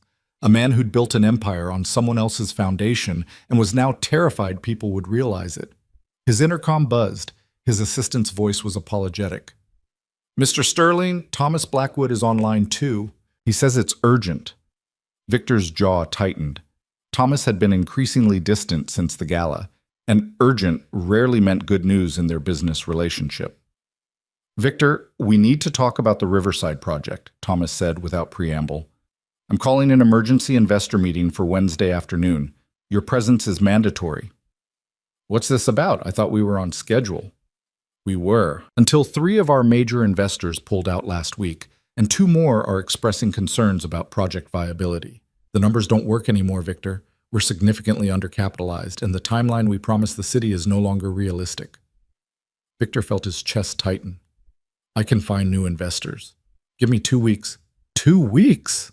Thomas's laugh was harsh. "Victor, do you have any idea how difficult it is to bring new money into a project that's already losing backing? Investors talk to each other. When people start pulling out, it creates a perception problem that's almost impossible to overcome." "Then what are you suggesting?" There was a pause on the other end of the line. When Thomas spoke again, his voice was carefully neutral. "I'm suggesting that you might want to consider bringing in a partner with stronger institutional relationships. Someone the remaining investors trust. Someone with credibility in the cultural and civic communities we're trying to build relationships with." The implication hung in the air between them, unspoken but crystal clear. "You want me to bring Evelyn into the project," Victor said flatly. "I want you to consider all options for saving a billion-dollar development that currently has a very real chance of collapsing. And yes, one of those options is approaching your soon-to-be ex-wife, who happens to have exactly the kind of relationships and reputation that could restore investor confidence." "That's insane. We're getting divorced." "I'm aware. I'm also aware that business and personal matters don't always have to intersect. Evelyn is a professional with expertise in cultural development and institutional relationships. The fact that you are married to her is, from a business perspective, irrelevant." "Except it's not irrelevant," Victor said, his voice rising. "She would never agree to work with me. Not after everything that's happened." "Then perhaps you should ask her," Thomas suggested. "Or better yet, perhaps I should ask her. Because right now, Victor, you have 2 choices. Find a way to save this project, or watch it implode and take a significant portion of your professional reputation with it." The line went dead. Victor sat in the silence of his office, feeling the walls close in. The Riverside project was supposed to be his crowning achievement. The development that would cement his legacy as more than just a successful real estate developer. It was supposed to be transformative, culturally significant, the kind of project people would study in urban planning courses for decades. And it was falling apart because the people who'd believed in it had actually believed in Evelyn. He picked up his phone, scrolled to her number, then set it down again. What would he even say? "Hi, I know I left you for a younger woman and tried to erase your contributions to my success, but could you please save my failing development project?" The worst part was knowing she probably could save it. One lunch with the right people, one consultation meeting with wavering investors, one strategic phone call to the cultural institutions they were trying to partner with. Evelyn could probably stabilize the entire project in a week. But why would she? He had given her absolutely no reason to help him. He'd humiliated her publicly, underestimated her professionally, and attempted to legally erase her accomplishments. And in response, she'd simply stepped aside and built her own thriving career while his empire showed its first serious cracks. His office door opened without a knock. His mother swept in wearing Chanel and disapproval in equal measure. We need to talk, Catherine said, settling into the chair across from his desk without waiting for an invitation. I just had lunch with Margaret Blackwood, who mentioned that the Riverside project is in trouble. She also mentioned that Thomas suggested bringing Evelyn in as a consultant, and that you're apparently too proud to consider it. Mother, I really don't need— What you need, Catherine interrupted, is a reality check. Your marriage is over, Victor. That ship has sailed, sunk, and been forgotten. But your business doesn't have to go down with it. Evelyn is a professional. If you approach this correctly, she might be willing to consult on the project purely from a business perspective. You can't be serious. You want me to ask my ex-wife to save my business? I want you to ask a highly qualified professional with expertise in cultural development and institutional relationships to consult on a project that desperately needs her skill set. The fact that she used to be your wife is, frankly, less relevant than you think. Victor laughed bitterly. She'll never agree. Why would she? I've given her every reason to want to watch me fail. And Catherine's expression softened slightly. Actually, darling, I don't think Evelyn wants you to fail. I think she's simply moved on. There's a difference. Hatred requires energy and attention. Evelyn has better things to do with both. So you're saying she doesn't care enough about me to even enjoy my failure? I'm saying she's focused on her own success rather than your destruction, which, if you think about it strategically, creates an opportunity. If she's not motivated by revenge, she might be motivated by professional interest. The Riverside Project is exactly the kind of cultural development work she excels at. Approach her correctly, and she might see it as a portfolio piece rather than a favor to you. Victor studied his mother's face, looking for signs of manipulation or hidden agenda. You've talked to her, haven't you? You and Evelyn have been discussing this. We had lunch last week, Catherine admitted, and we discussed many things, including the fact that you're apparently determined to make this divorce as difficult as possible for reasons neither of us can fathom. But we did not discuss the Riverside Project. That suggestion is coming from me, based on pure business logic. And if I approach her, what do I say? You acknowledge her expertise. You present it as a professional opportunity, not a personal favor. You offer appropriate compensation for her consulting services. And most importantly, you leave your ego at the door and treat her with the respect you should have been showing her all along. The idea sat uncomfortably in Victor's mind, but he couldn't deny the logic. The project was dying. Evelyn could probably save it, and if he approached it correctly, purely as business, maybe she'd consider it. I'll think about it, he said finally. Don't think too long, Catherine advised, standing to leave. From what Margaret tells me, you have about 2 weeks before the remaining investors start jumping ship. After that, the project is unsalvageable. After his mother left, Victor spent the rest of the afternoon reviewing the Riverside Project files, looking at them with fresh eyes. How many of the original investor relationships had come through Evelyn's connections? How many of the cultural partnerships had been facilitated by her reputation and contacts? More than he'd realized, far more than he'd ever acknowledged. The truth was brutal but undeniable. He'd been taking credit for work that was fundamentally collaborative, and now that the collaboration had ended, the cracks were showing. His phone rang. Scarlett. We need to talk, she said when he answered, her voice flat and determined. Not now, Scarlett. I'm breaking up with you, she said, cutting through his excuse. I wanted to tell you in person, but honestly, I don't think I can look at you right now without feeling disgusted with both of us. Victor felt something twist in his chest. Not heartbreak exactly, but a recognition that yet another thing was falling apart. Scarlett, whatever you heard or whoever talked to you, your mother called me. So did Evelyn, actually. They both explained some things I should have figured out on my own, like how I'm the fourth affair you've had in 5 years, like how you told all of us the exact same story about your dead marriage and your boring wife, like how you're absolutely going to do the same thing to me eventually because this is just your pattern. That's not fair. What we have is different. It's not different, Victor. I'm not different. I'm just younger and dumber and more willing to believe your lies. But I'm done now. I'm going back to Chicago, back to my actual life, and I'm going to try very hard to forget I ever met you. Scarlett, please. One more thing, she continued, her voice shaking slightly. I told Evelyn about your plan to drag out the divorce. I know you're probably angry about that, but honestly, I don't care. She deserves better than what you're trying to do to her, and I deserved better than being your midlife crisis. The line went dead. Victor sat in the gathering darkness of his office, surrounded by the trappings of success that suddenly felt hollow. His marriage was ending. His mistress had left him. His business was failing. And the only person who could possibly help him salvage any of it was the woman he'd spent the last few months systematically underestimating and undervaluing. The irony would have been funny if it wasn't so devastating. He looked at his phone again, pulled up Evelyn's contact information, and stared at her name for a long moment. Then, before he could talk himself out of it, he typed out a message. "I need to speak with you about a business matter. Would you be available for a meeting this week? Professional capacity only." He sent it before he could overthink the wording, then waited, phone in hand, for a response that might not come. 20 minutes passed, then 30, then an hour. Finally, just as he was about to give up and leave for the night, his phone buzzed. "I'm available Thursday at 2 p.m., my office at the Silvercrest Foundation. Please confirm if this works for you." No warmth, no personal acknowledgement, just professional courtesy and clear boundaries. Victor typed back, "Thursday at 2 works. Thank you." Her response was immediate. "See you then." He spent the next 3 days preparing for that meeting like it was the most important pitch of his career, which, in many ways, it was. He reviewed every aspect of the Riverside project, identified exactly where Evelyn's expertise would be most valuable, and crafted an offer that was genuinely professional rather than manipulatively personal.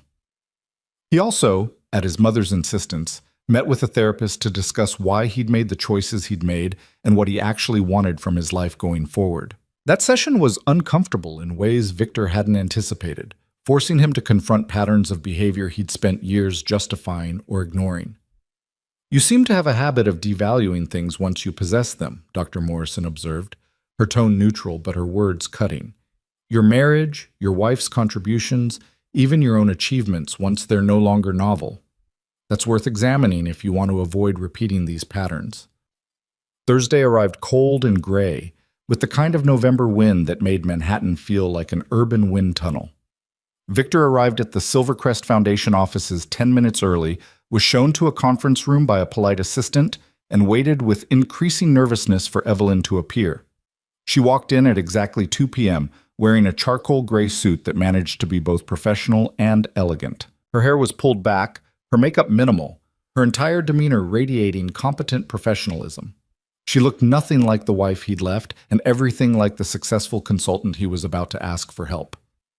"Victor," she said, extending her hand for a businesslike handshake, "thank you for being punctual."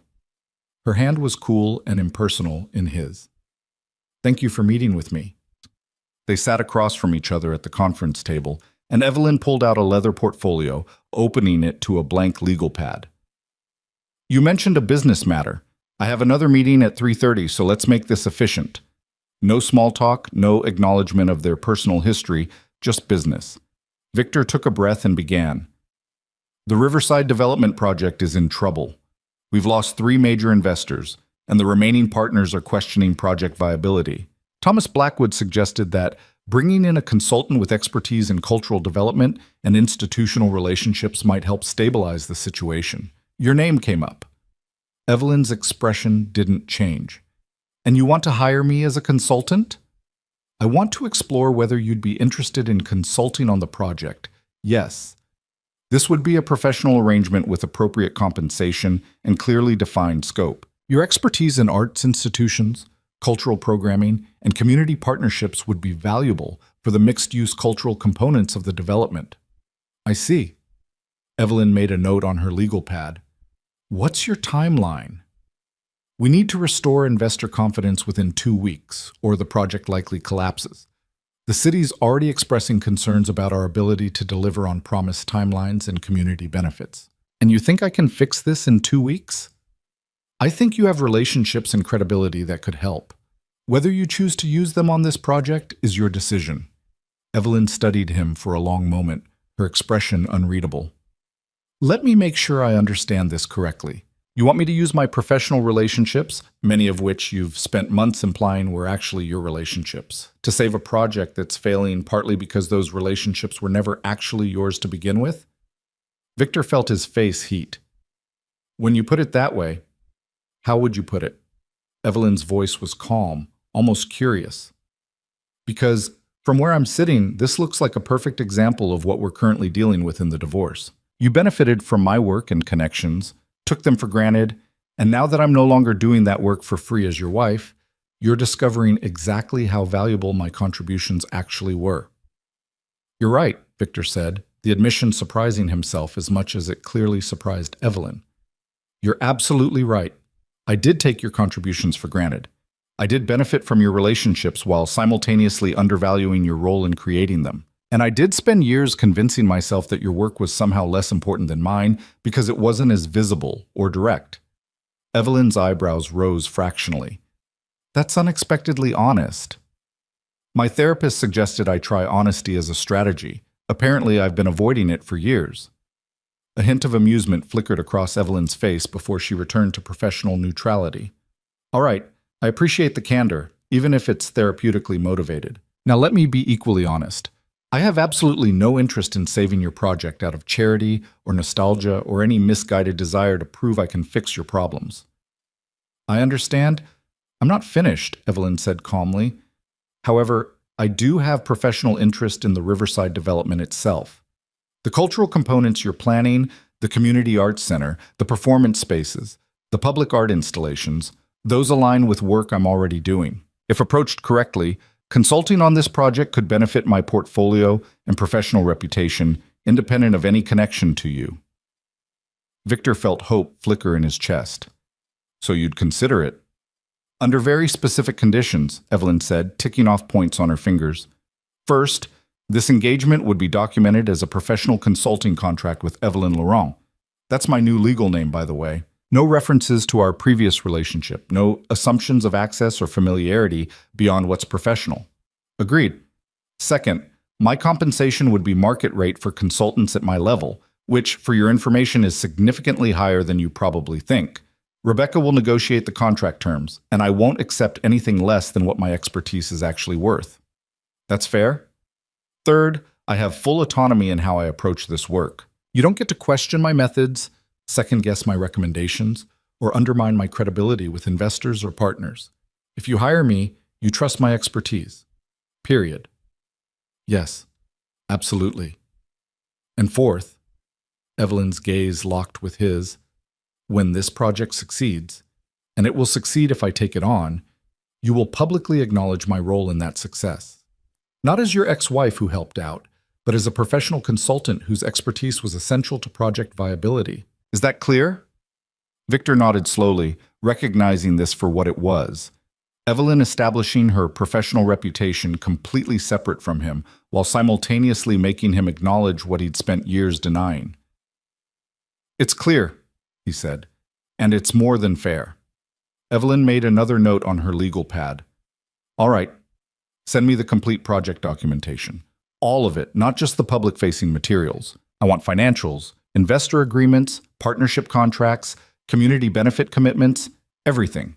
I'll review it over the weekend and let you know Monday whether I'm willing to take this on. Thank you, Victor said, meaning it. I know this is awkward given our circumstances. Our circumstances are that we're getting divorced, which happens to millions of people every year, without preventing them from conducting business professionally, Evelyn said, closing her portfolio. The awkwardness is only an issue if we make it one. I'm choosing not to. I suggest you do the same.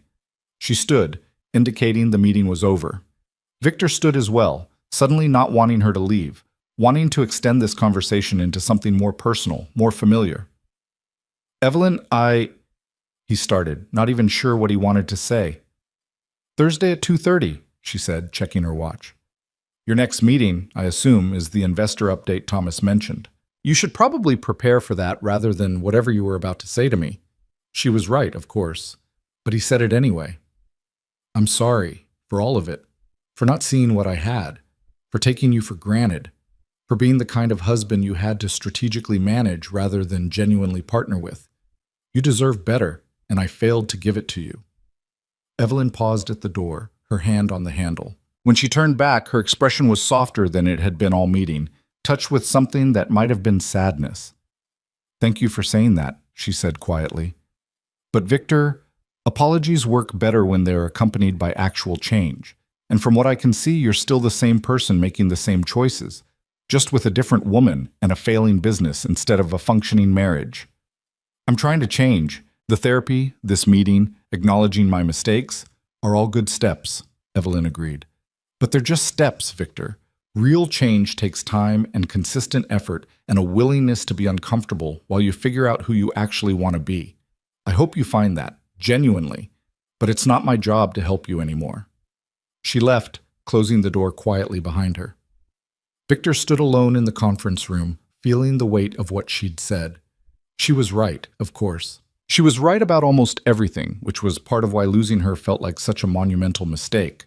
But she'd also left the door open to working together professionally, which was more than he'd had any right to expect. He spent the rest of the afternoon compiling documentation for Evelyn's review, making sure she had access to everything she'd need to make an informed decision. Then he headed to his investor meeting with Thomas Blackwood, where he faced 2 hours of difficult questions and uncomfortable admissions about project viability. We have a potential consultant reviewing the project this weekend, Victor told the assembled investors, keeping his voice steady despite the scrutiny. Someone with extensive experience in cultural development and institutional partnerships. If she agrees to join the team, I believe we can address your concerns about community engagement and cultural programming. Who is this consultant? One of the investors asked. Victor took a breath. Evelyn Laurent. She's currently on the board of the Metropolitan Museum's Acquisitions Committee and serves as senior advisor to the Silvercrest Foundation's cultural programs. She has relationships with every major arts institution in the city and expertise in exactly the kind of public-private partnerships this project requires. The room went very quiet. Then Margaret Blackwood, Thomas's wife, spoke up from her seat at the far end of the table. Evelyn Laurent, she repeated thoughtfully. Wasn't she Evelyn Sterling until recently, your wife? Yes, Victor said evenly. We're currently divorcing, but this is a professional engagement based entirely on her expertise and reputation in cultural development. Our personal situation is separate from her professional qualifications. Another investor, David Chen, leaned forward. And she's actually agreed to work with you on this, given the circumstances? She's reviewing the project documentation and will make her decision Monday. I can't promise she'll take it on, but if she does, I can promise you'll see immediate positive impact on our institutional relationships and community partnerships. Thomas caught his eye and gave a small nod of approval. Victor had handled that as well as could be expected, acknowledging the elephant in the room while maintaining professional focus. The meeting concluded with tentative agreement to wait for Evelyn's decision before making any final judgments about project viability. It wasn't the vote of confidence Victor had hoped for, but it was enough to keep the project alive for another week. As investors filed out, Margaret Blackwood approached him with her characteristic directness. That took courage, she said simply, admitting you need Evelyn's help, acknowledging her expertise publicly. Your pride must be screaming. It is, Victor admitted. But my business sense is screaming louder. This project needs her skills. I was an idiot to ever think otherwise. Well, better late than never, I suppose. Though if I were Evelyn, I'm not sure I'd help you even for professional reasons. You've put her through quite a lot. I know, but I'm hoping she'll see past our history to the merit of the project itself. Margaret smiled slightly. Between you and me? She will. Evelyn's too good at what she does to let personal feelings interfere with a professionally interesting opportunity. But don't mistake her professionalism for forgiveness, Victor. She's helping because the work matters to her, not because she's giving you a second chance. I understand that. Do you? Margaret's gaze was penetrating. Because from where I stand, it looks like you're finally starting to understand what you lost.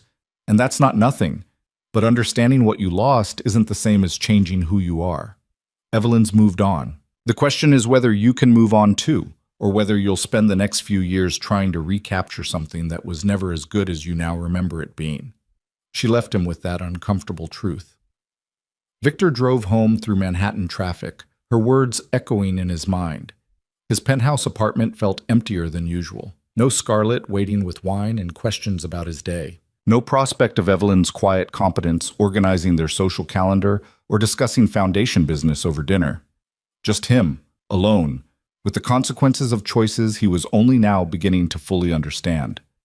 His phone buzzed with a text from his mother. Heard the meeting went reasonably well. Proud of you for being honest about needing Evelyn's help.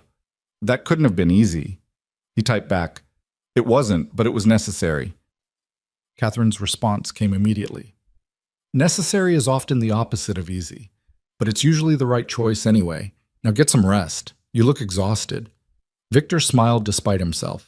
His mother had always known exactly what he needed to hear, even when it wasn't what he wanted to hear.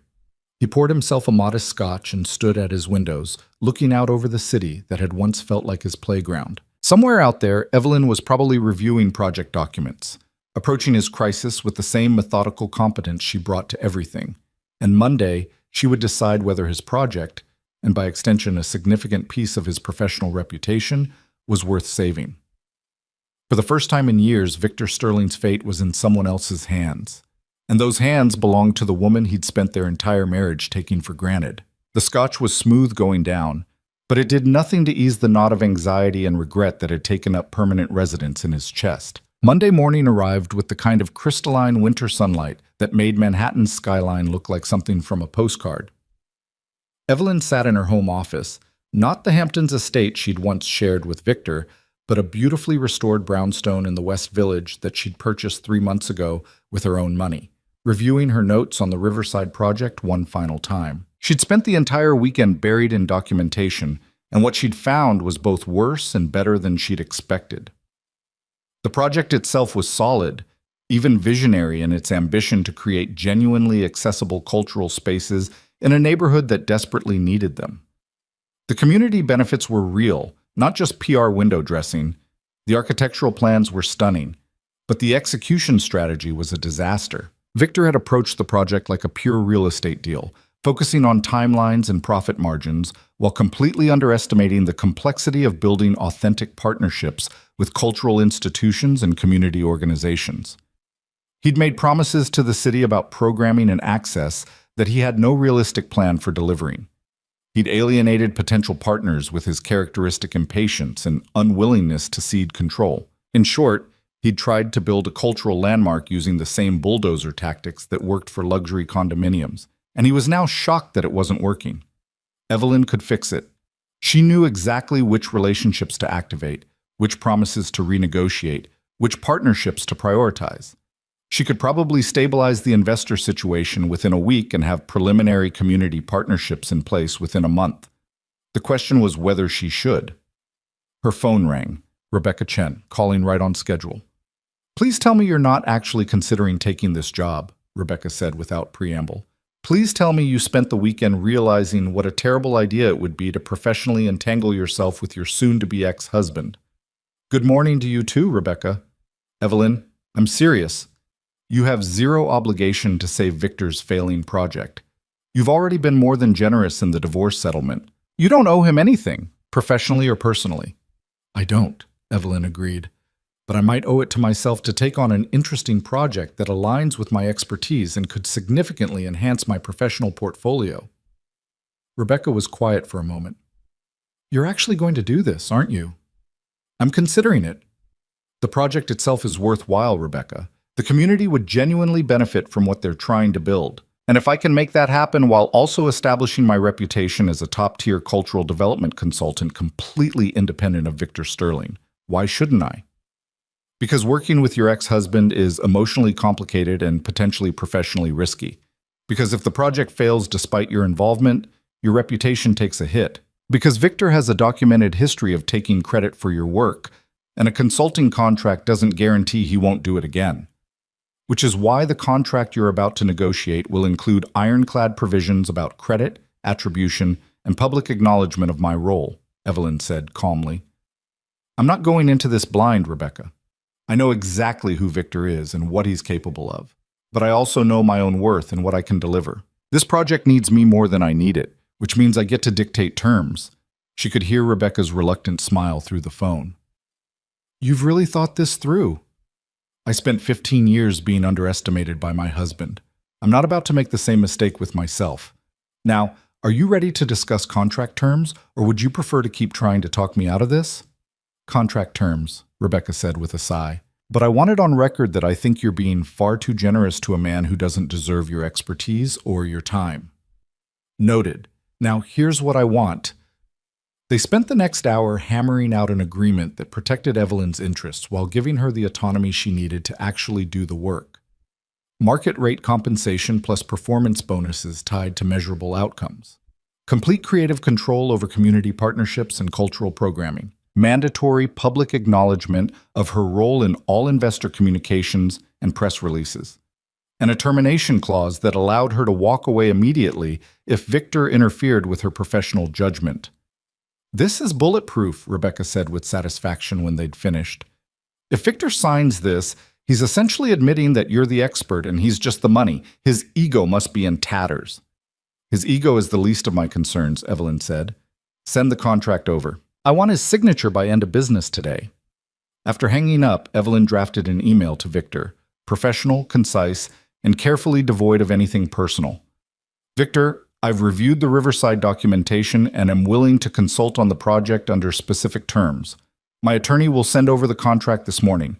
If you can execute it by 5 p.m. today, I can begin work immediately. If not, I'll assume you've decided to pursue other options. Best regards, Evelyn Laurent." She sent it before she could second-guess the decision, then turned her attention to the rest of her day. She had a conference call with the Met's Acquisitions Committee at 10, lunch with a potential gallery partner at noon, and a foundation board meeting at 3. Her calendar was full of work that had nothing to do with Victor Sterling, and that felt exactly right. At 10:47 a.m., her phone pinged with Victor's response. "Contract received and under review with my attorney. We'll have answer by deadline.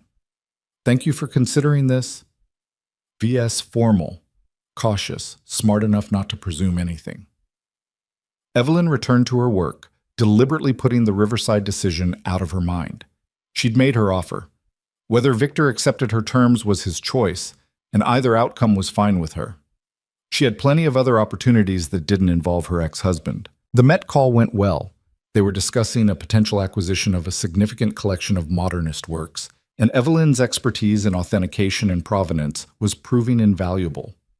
Lunch was even better, with the Paris gallery owner, Adrien Laurent, proving to be not only professionally interesting but personally charming in a way that felt entirely different from Victor's calculated charisma. "You're certain about taking your mother's maiden name?" Adrien asked over Dover Soleil, his French accent adding music to the question. "It's a beautiful name, of course, but I imagine it must feel strange to change something so fundamental." "Actually, it feels liberating," Evelyn said honestly. "Evelyn Ashford was who I was before I tried to fit myself into someone else's vision of who I should be. Evelyn Sterling was the compromise version. Evelyn Laurent feels like the synthesis, honoring where I came from while creating something new." Adrien smiled, and Evelyn noticed, not for the first time, that his smile reached his eyes in a way Victor's rarely had. "I like that. The synthesis. It's very much how I think about curation, actually, taking elements from different traditions and creating something that honors the past while being unmistakably contemporary." They talked for another hour about potential collaboration, about the possibility of Evelyn consulting on acquisitions for his Paris gallery, about the growing market for American artists and European collections. It was stimulating, intellectually engaging, and refreshingly free of the complicated emotional subtext that had characterized her conversations with Victor for years. As they were finishing coffee, Evelyn's phone buzzed with an email notification. "Rebecca, contract signed and returned. He agreed to everything, and I mean everything. Either he's desperate or he's finally figured out what you're actually worth. Probably both. Let me know if you want me to review anything before you start work. R.C." Evelyn felt a complex mix of emotions settle in her chest. Satisfaction at being valued appropriately, anticipation at tackling a genuinely interesting challenge, and a tiny, almost imperceptible thread of sadness that it had taken divorce and professional desperation for Victor to finally see her clearly. "Good news?" Adrien asked, noting her expression.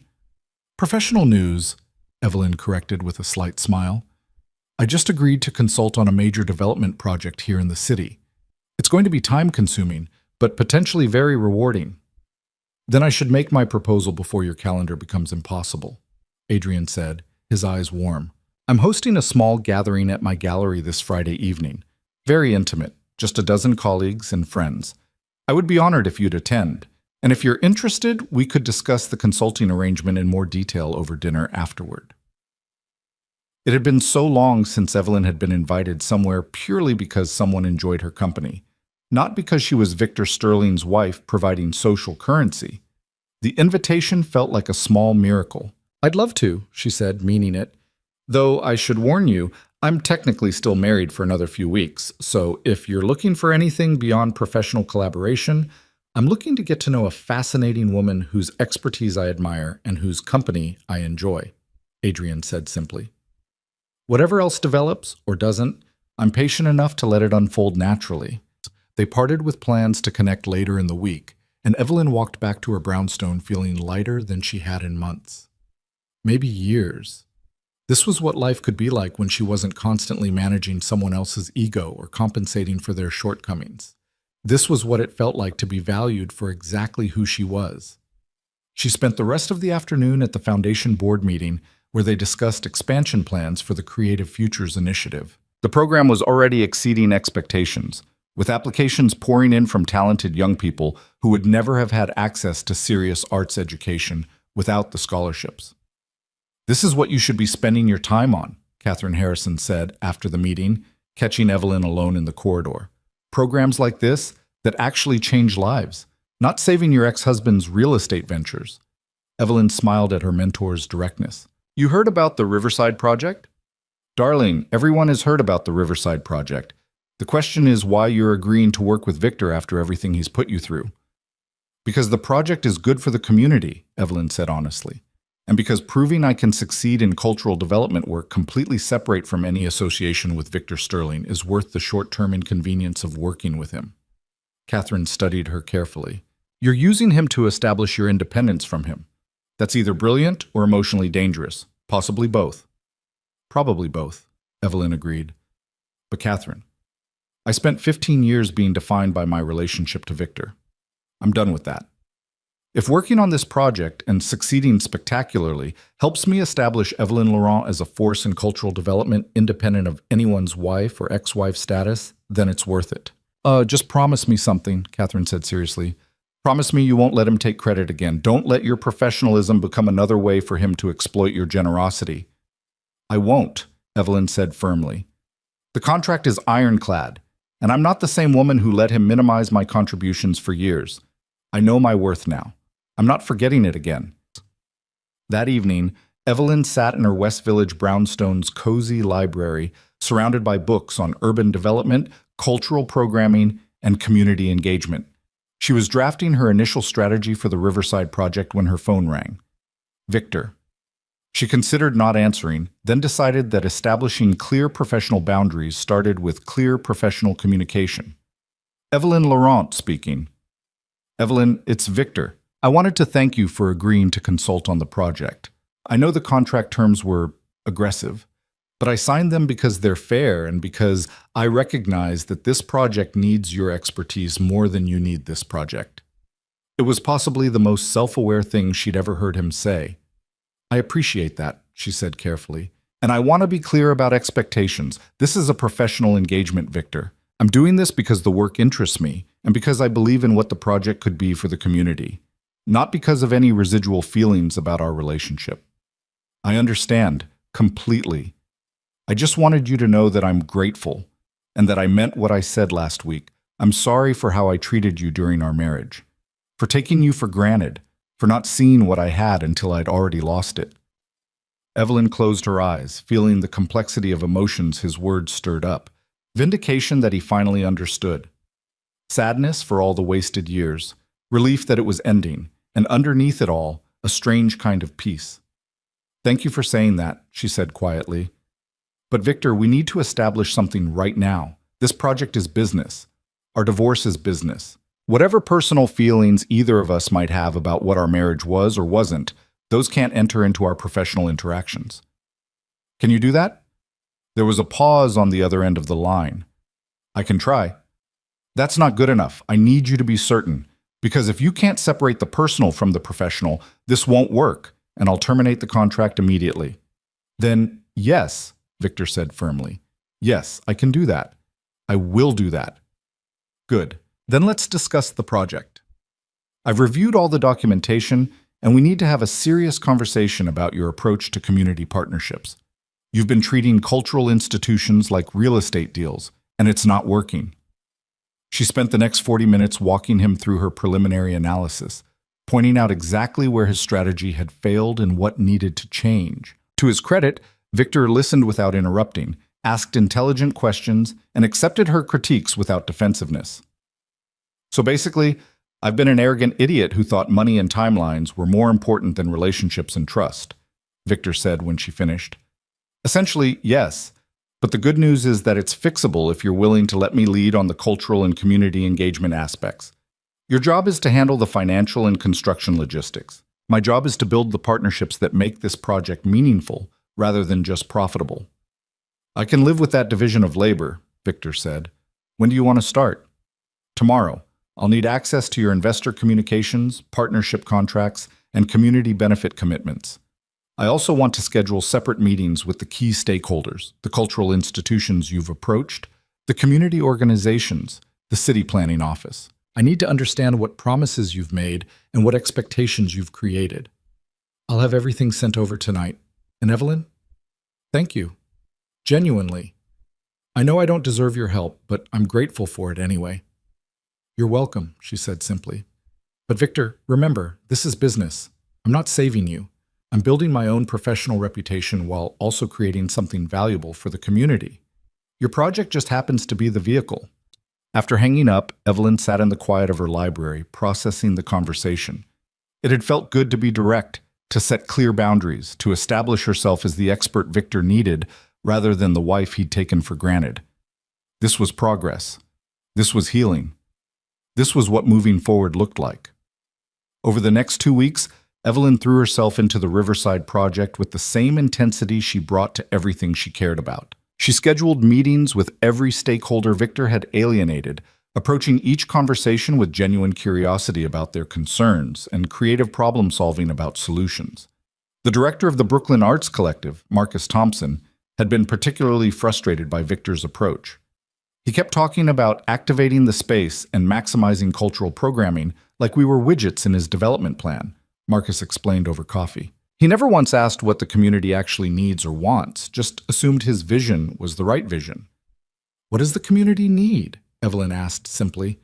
Marcus blinked, clearly surprised by the question. You're really asking? I'm really asking, because if we're going to build something meaningful, it needs to serve the people who'll actually use it, not just look good in investor presentations. That conversation led to a completely redesigned approach to the Community Arts Center, with programming developed in partnership with local organizations rather than imposed from above.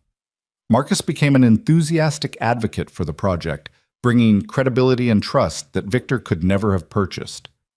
Similar conversations with the Museum of Contemporary Art, the Public Theater, and 3 community organizations yielded similar results. Evelyn listened more than she talked, incorporated feedback into revised plans, and built genuine partnerships based on mutual respect rather than transactional exchanges.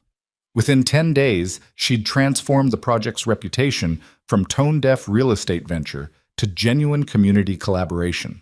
Investor confidence stabilized. New funding sources emerged. The city planning office shifted from skeptical to cautiously optimistic. And through it all, Victor kept his word. He stayed in his lane, focused on construction logistics and financial management, and let Evelyn lead on everything related to cultural programming and community engagement.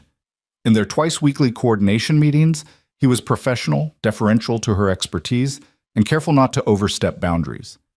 It was, Evelyn thought with some irony, the best their working relationship had ever been, probably because they were no longer trying to be married while also being colleagues. You're doing incredible work on this project, Thomas Blackwood said during a stakeholder meeting in the 3rd week. I have to admit I was skeptical about bringing you in, not because of your qualifications, but because of the potential awkwardness with Victor. But you've both been remarkably professional. That's because we're treating this as what it is, Evelyn said simply, a business engagement between professionals. Our personal history is irrelevant to the work. Still, it can't be easy. Evelyn considered that. It's easier than staying married to someone who couldn't see my value would have been. This way, at least my contributions are documented, compensated, and publicly acknowledged. I'll take professional respect over personal intimacy any day if those are my only options. Thomas nodded slowly. You know, Margaret was right about you. She said you were the most underestimated person in New York society, and that anyone smart enough to recognize your actual worth would benefit enormously from working with you. Your wife is a wise woman. She is, which is why I'm going to make you an offer you'll probably refuse, but I hope you'll consider. I'm developing a proposal for a major cultural district in Lower Manhattan, much bigger scope than Riverside. I'd like you to come on as lead consultant for the entire project. Not as a favor, not because of any connection to Victor, but because you're the best person for the job. Evelyn felt her pulse quicken.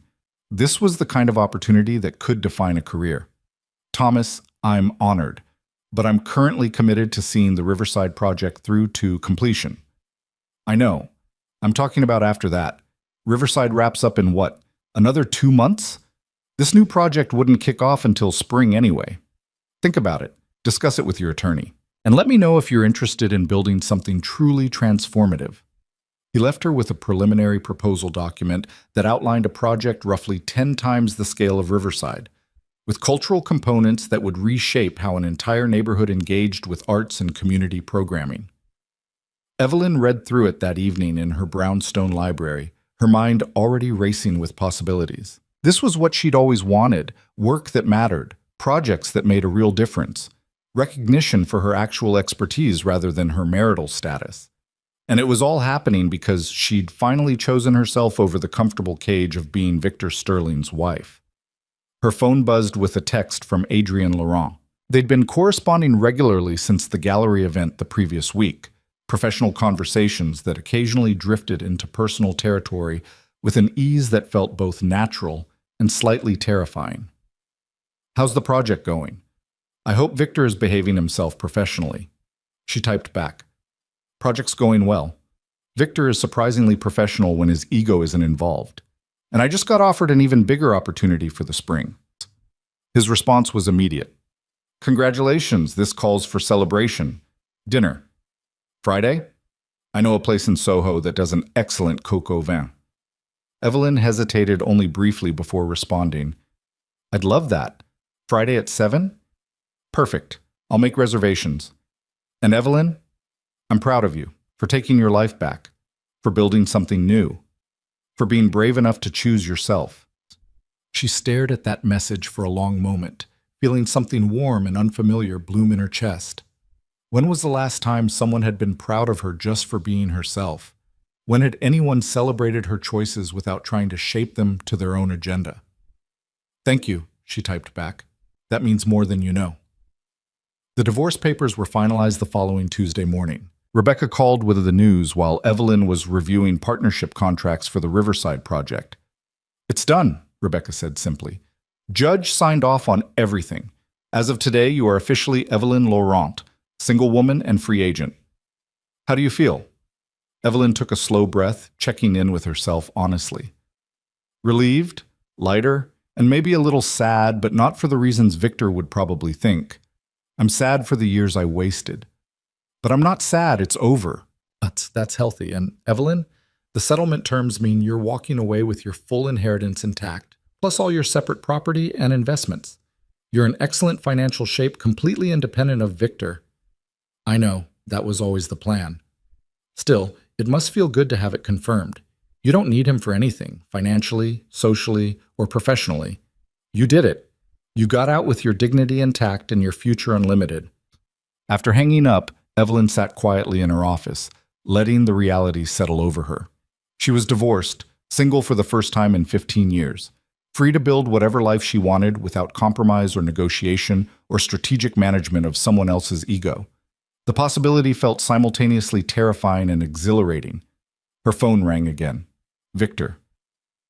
Rebecca just called me, he said without preamble. The divorce is final. Yes. I know this is what we both wanted, but I felt like I should,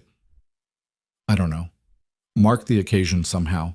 Acknowledge the end of something that was significant, even if it didn't work out. Evelyn felt an unexpected wave of compassion for the man on the other end of the line. He sounded lost, uncertain, very different from the confident developer who'd walked into charity galas with mistresses on his arm. "We had some good years," she said honestly. "In the beginning, before we started wanting different things, before we stopped being partners and became something else. I don't regret marrying you, Victor. I just regret staying married for longer than we should have."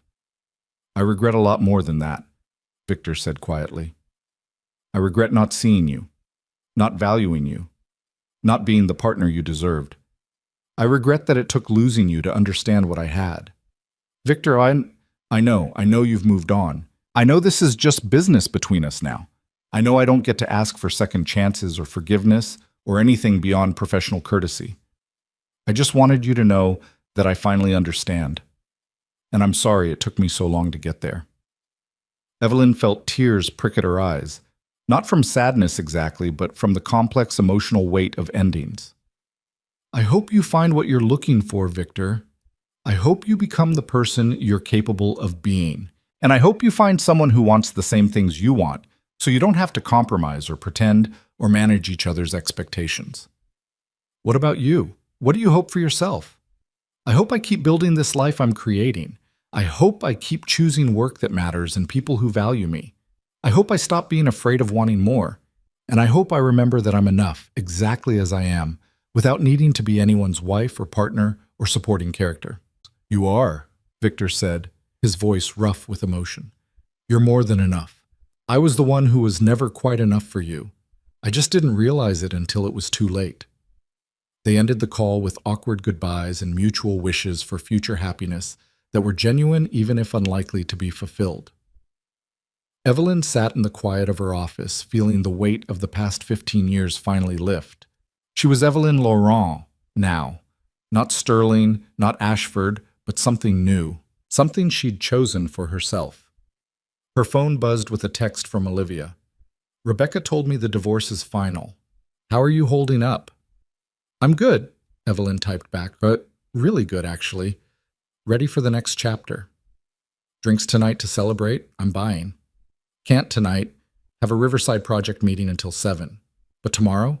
And live? Thank you. For always believing I was worth more than I was settling for.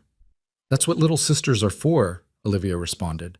"Well, that, and reminding you that you're a badass who doesn't need anyone to complete her." Evelyn smiled, feeling the truth of that settle into her bones. She didn't need completing. She was already whole. The revelation felt like coming home to herself after a very long journey. Friday evening found Evelyn at a corner table in an intimate Soho restaurant across from Adrienne Laurent, discussing gallery partnerships and modern art markets with an ease that felt both intellectually stimulating and emotionally comfortable. "You're different than you were 2 weeks ago," Adrienne observed over dessert. "More settled. More at peace." "The divorce was finalized this week," Evelyn said simply. "It's amazing how liberating legal closure can be." "I imagine it is. And now, what comes next for the newly independent Evelyn Laurent?" She told him about Thomas Blackwood's offer, about the Riverside project's success, about the Met Board and the foundation work, and all the opportunities that were suddenly opening up now that she wasn't trying to fit herself into someone else's vision of who she should be. "You're building an empire," Adrienne said with obvious admiration. "Your own empire on your own terms. It's magnificent to watch." "Is that what this is?" Evelyn asked, slightly teasing. "Watching?" "Among other things," Adrienne admitted with a smile. "I'm also hoping that once you're settled into this new life you're building, you might consider whether there's room in it for someone who finds you fascinating and would very much like to get to know you better." It had been so long since Evelyn had been courted, genuinely courted, not pursued as a trophy or acquired as an asset. Adrienne's interest felt refreshingly straightforward, devoid of the manipulation and ego games that had characterized her relationship with Victor. "I think I might consider that," she said softly. "Though I should warn you, I'm still figuring out who I am outside of being someone's wife. I might not be very good at dating or relationships or whatever this is." "Then we'll figure it out together," Adrienne said simply. "No pressure, no expectations. Just two people who enjoy each other's company, exploring where that might lead. Does that sound manageable?" "It sounds perfect," Evelyn admitted. They parted that night with plans to attend an art opening together the following week, and Evelyn walked home through the quiet streets of her West Village neighborhood, feeling something she hadn't felt in years. Genuine excitement about the future. Not hope that things might get better someday. Not determination to survive until things changed, but actual, uncomplicated excitement about the life she was actively creating for herself. She'd walked away from a kingdom, yes, but in doing so, she'd discovered that she didn't need a kingdom built by someone else. She was perfectly capable of building her own. And unlike Victor's empire, built on acquisitions and aggressive expansion and taking credit for others' contributions, Evelyn's kingdom would be built on genuine partnerships, mutual respect, and work that actually mattered. It would be smaller, perhaps, less flashy, but it would be entirely hers, and that made it infinitely more valuable than anything she'd left behind. 3 years had a way of clarifying things that months or even years of proximity never could. Evelyn stood in her Paris apartment overlooking the Seine, morning light streaming through tall windows that framed a view she'd once only dreamed about, and realized that the woman who'd walked into the Silvercrest Gala that November night felt like someone from another lifetime. The Riverside project had been completed 18 months ago, opening to universal acclaim and genuine community celebration. The Arts Center was thriving, hosting programming that actually served the neighborhood rather than just looking good in promotional materials. The partnership model Evelyn had developed became a case study in urban cultural development, cited in academic journals and urban planning conferences. More importantly, it had established Evelyn Laurent as one of the most sought-after consultants in cultural development, completely independent of any association with Victor Sterling. Thomas Blackwood's Lower Manhattan project had followed, then opportunities in Boston, Chicago, and eventually Paris, where she'd been offered a position developing a major arts initiative in the Marais district. She'd accepted relocating to Paris 6 months ago with a mixture of excitement and trepidation. It was one thing to rebuild her life in New York, where she had existing relationships and familiar territory. It was another thing entirely to start fresh in a new city, in a new country, building from scratch. But Paris had welcomed her. The work was challenging and rewarding, and Adrian, who'd initially been just a promising professional connection and then a tentative romantic possibility, had become something much more solid and real. Tu es réveillé, Adrian said, emerging from the bedroom with 2 cups of coffee and that easy smile that still made her heart skip slightly even after 2 years together. I thought you'd sleep later after yesterday's meeting ran so long. Too excited to sleep, Evelyn admitted, accepting the coffee and kissing him in greeting. The foundation board approved the expansion proposal. We're moving forward with 3 new cities next year. The Creative Futures Initiative had grown beyond anything Evelyn had imagined that night at the Silvercrest Gala. What had started as a single program in New York now operated in 6 cities, with plans for international expansion. Evelyn served as the international director, splitting her time between Paris and New York, building a career that was entirely her own creation. That's wonderful, Adrian said warmly, though I'm selfishly hoping at least one of those cities is close to Paris. I'm getting spoiled having you here more often. Actually, one of them is London, close enough for weekend visits when I need to be there in person. They settled onto the apartment's small balcony, drinking coffee and watching the city wake up below them. This had become their morning ritual when they were both in Paris, quiet time together before the day's demands pulled them in different directions. I got an email from Catherine Harrison yesterday, Evelyn said after a comfortable silence. She's planning a tribute dinner for the Foundation's 15th anniversary, asked if I'd be willing to speak about the program's evolution and impact. Will you go? I think so. It would be good to see everyone, celebrate what we've built. Olivia's been asking when I'm coming back to New York anyway. I could make a week of it. And Victor? Adrian asked carefully. He knew the history, had listened to Evelyn process the complicated emotions of that period in her life, but he never pushed or pried. Will he be there? Probably. He's still on the Foundation's major donor list, though he's much less involved than he used to be. Evelyn paused, considering how much had changed in 3 years. You know, I ran into him about 6 months ago when I was in New York for the Riverside dedication ceremony. It was the first time we'd seen each other in almost 2 years. How was that? Strange, and also fine. We had coffee, caught up on each other's lives like distant acquaintances. He's dating someone new, a woman his own age who runs a venture capital firm. He seemed different, more thoughtful, less performative. He asked about my work, seemed genuinely interested in hearing about it, and he apologized again, though I told him it wasn't necessary anymore. Was he still in love with you? Adrian asked, his tone more curious than jealous. Evelyn considered the question honestly. I don't think so. I think he's mourned what he lost and moved on, the same way I have. We were compatible in some ways, Victor and I, but we wanted fundamentally different things from life. He wanted empire building and visible success. I wanted meaningful work and genuine partnerships. Neither of those things is wrong, but they weren't compatible in a marriage. And you're happy now? With this life we're building? She turned to look at him fully, this man who'd entered her life at exactly the right moment, who valued her expertise without needing to possess it, who supported her ambitions without trying to reshape them. They'd been living together for 4 months, and it felt nothing like her marriage to Victor. There was no strategic maneuvering, no ego management, no feeling that she needed to make herself smaller to make room for him. I'm happy, she said simply. Happier than I've been in decades. Maybe ever. Adrian's smile was tender. Good, because I have something I want to discuss with you, and I'd prefer you be in a receptive mood. Evelyn felt her pulse quicken slightly.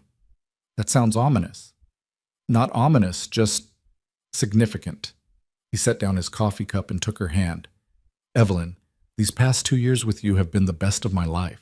I love your mind, your passion for your work, your commitment to building things that matter. I love how you've created this extraordinary life for yourself through sheer determination and brilliance. And I love being part of that life, supporting it, celebrating it with you. Adrian, let me finish, he said gently. I'm not asking you to marry me, not yet anyway. I know you need time to process what marriage means to you after everything with Victor. But I'm asking if you'd consider making this permanent, building a life together. Maybe eventually making it legal, or maybe just continuing as we are, but with the understanding that this is our partnership, our future, our choice. Evelyn felt tears well up, not from sadness, but from the overwhelming rightness of the moment. This was nothing like Victor's proposal 15 years ago, where she'd felt simultaneously excited and vaguely anxious, like she was committing to something that required her to change who she was. This felt like coming home. I would love that, she said softly. All of it. The partnership, the future, eventually the legal commitment when I'm ready. Because this, us, it feels completely different from anything I've known before. How so? Because you see me, Adrian, the real me, not some idealized version or supporting role. You celebrate my success instead of feeling threatened by it. You're building your life alongside mine instead of expecting me to fit into yours. And that makes all the difference. He pulled her close, and they sat together watching Paris wake up, making quiet plans for a future that belonged entirely to them. The Foundation's anniversary dinner was scheduled for mid-November, almost exactly 3 years after the Silvercrest Gala that had marked the beginning of Evelyn's transformation. She flew into New York on a Tuesday, immediately swept up in meetings about the international expansion and strategy sessions with the Foundation board. Olivia met her for dinner that first night at a small Italian restaurant in Brooklyn, practically bouncing with excitement. You look amazing, Olivia said immediately, hugging her sister tight. Paris clearly agrees with you. Or Adrian does. Probably both. Both definitely, Evelyn agreed, settling into their booth. How are things with you? Still working impossible hours at the public defender's office? Always. But we got a major grant approved, so we're hiring 3 new attorneys. It means I might actually take a vacation at some point. Maybe I'll visit you in Paris? Please do.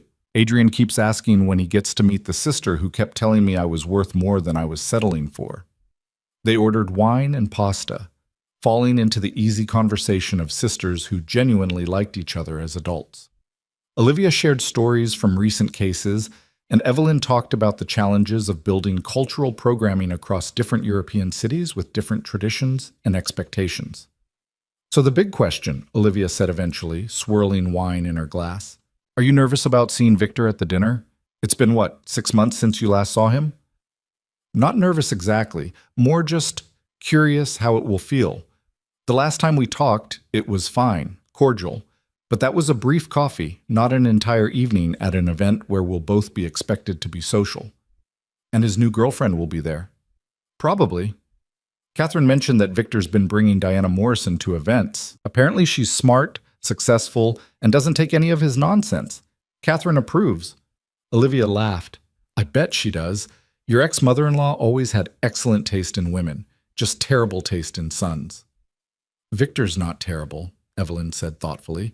He was just terrible for me, and I was probably terrible for him too, in different ways. We brought out each other's worst tendencies instead of our best ones. That's very mature and evolved of you. I preferred when you were angry and plotting elegant revenge. The elegant revenge was building this life, Evelyn said with a slight smile. Everything else was just noise. The anniversary dinner was held at the Plaza, the same hotel where Evelyn had stayed the night after the gala 3 years ago, planning her next moves and trying to figure out who she was without Victor Sterling defining her. The symmetry wasn't lost on her as she dressed in her hotel suite, choosing a deep emerald gown that Adrian had helped her select in Paris. You look stunning, the text from Adrian read when she sent him a photo. Knock them dead. Call me after so I can hear how brilliant you were. Evelyn arrived deliberately late. Not rudely so, but late enough that the cocktail reception was already in full swing and she wouldn't be making any kind of entrance. She wanted to blend in, celebrate the foundation's success, give her speech, and leave without drama. But the moment she walked into the ballroom, she felt the familiar shift in energy that had become almost routine over the past 3 years. People turned, smiled, approached with genuine warmth. These weren't Victor's connections anymore. They were hers, relationships she'd built and maintained independent of any association with her ex-husband. Evelyn, you look wonderful. Catherine Harrison appeared with a champagne flute and a knowing smile. How is Paris treating you? Beautifully. The Marais project is exceeding all expectations, and the city has been incredibly welcoming. And Adrien Laurent, I heard rumors that things are quite serious. Evelyn felt herself smile in a way she couldn't control. They are. Very serious. He's wonderful, Catherine. Patient and supportive and completely secure in himself. It's refreshing. I can imagine it would be after Victor. Catherine's expression softened. I'm happy for you, dear. You've built something extraordinary, not just professionally, but personally. You've become exactly who you were always meant to be. They were joined by Margaret Blackwood, Judge Harrison, and several other Foundation board members, all eager to discuss the international expansion and hear about Evelyn's work in Paris. The conversation was stimulating, professionally focused, and exactly the kind of engagement Evelyn thrived on. She was mid-discussion about partnership models with the Louvre when she felt someone's presence beside her. Evelyn, you look beautiful. She turned to find Victor, and for just a moment felt the ghost of old emotions, not love exactly, but recognition of shared history, acknowledgement of what they'd been to each other once. He looked good. Older, yes, but in a way that suggested maturity rather than just aging. His eyes were clearer, less calculating. His smile reached his face in a way it rarely had during their marriage. Victor, it's good to see you. And she meant it, which was perhaps the strangest thing of all. You too. I hear Paris is treating you well. Very well. The work is challenging and rewarding. And you? Catherine tells me you're seeing someone. I am. Diana Morrison. She's here, actually. He gestured across the room to where a striking woman in her late 40s was deep in conversation with Senator Whitmore. She's been good for me. Calls me on my nonsense. Won't tolerate the kind of manipulation I used to think was just part of business. She's made me want to be better. I'm glad, Evelyn said honestly. Everyone deserves that kind of partnership. There was a brief silence, comfortable rather than awkward, before Victor spoke again. I wanted to thank you, actually, for the Riverside project, for seeing it through even though you had every reason to let it fail. It changed how I approach development work, made me realize that community partnerships aren't just good PR, they're essential to building things that actually matter. You're welcome. Though honestly, Victor, I didn't do it for you. I did it for the community and for my own professional development. I know, which is probably why it worked. He paused, seeming to weigh his next words carefully. I've been working with a therapist for the past 2 years, trying to understand why I made the choices I made, why I couldn't see what I had with you until I'd already destroyed it.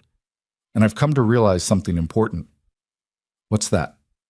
That I was never ready for a partner like you, someone brilliant and capable who didn't need me to complete her. I needed to be the star of my own story, and anyone in my orbit had to be supporting cast. That's why I kept having affairs, not because you weren't enough, but because I was fundamentally incapable of being in an equal partnership.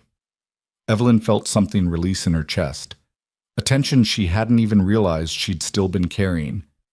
Thank you for saying that. It helps, knowing it wasn't about my inadequacy, but your limitation. You were never inadequate, Victor said firmly. You were extraordinary. I just couldn't handle extraordinary. I needed manageable, controllable, less threatening. Which is probably why things with Scarlett fell apart so quickly once she started developing her own opinions. And Diana? Is she extraordinary? Victor's smile was genuine. Terrifyingly so. But I'm in a different place now. Ready for a partner instead of an accessory. It's taken me 3 years, a lot of therapy, and losing the best thing I ever had to get here. But I think I finally understand what partnership actually means. I'm happy for you, Evelyn said, and meant it. Genuinely. We both deserve to find the right partnership, even if it wasn't with each other. Diana Morrison approached then, and Victor made introductions with obvious pride.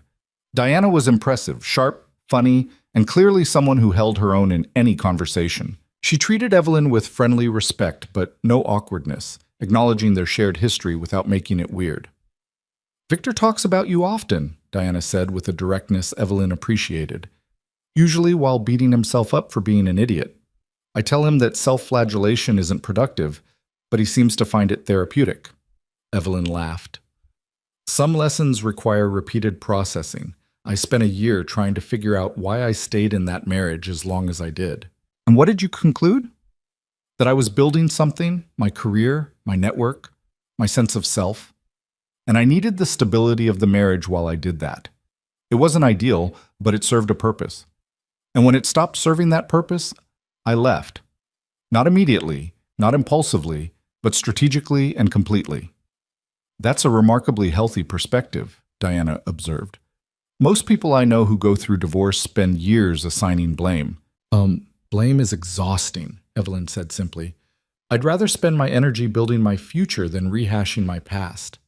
The conversation flowed easily after that, all 4 of them plus Diana's colleague who'd joined the group discussing urban development trends and cultural programming challenges.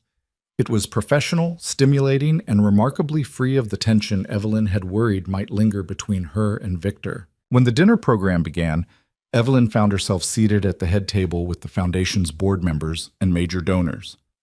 Victor was 3 tables away with Diana, far enough that there was no expectation of continued interaction, but close enough that she could see them occasionally, heads bent together in conversation, clearly comfortable with each other in a way that suggested genuine partnership. Catherine Harrison gave opening remarks, then introduced Evelyn as the evening's keynote speaker. 15 years ago, the Silvercrest Foundation was a small grant-making organization with big dreams, Evelyn began, her voice clear and confident. We wanted to create access to arts education for talented young people regardless of their economic circumstances. What we've built in the years since has exceeded our wildest ambitions. She walked through the program's evolution, sharing success stories of students who'd gone on to prestigious universities, professional careers in the arts, teaching positions that allowed them to give back to their own communities. She discussed the expansion to 6 cities, the international partnerships being developed, the innovative programming models that were being studied and replicated worldwide. But the real measure of our success isn't in the numbers or the accolades, Evelyn continued. It's in the young artists who found their voice because someone believed in their potential.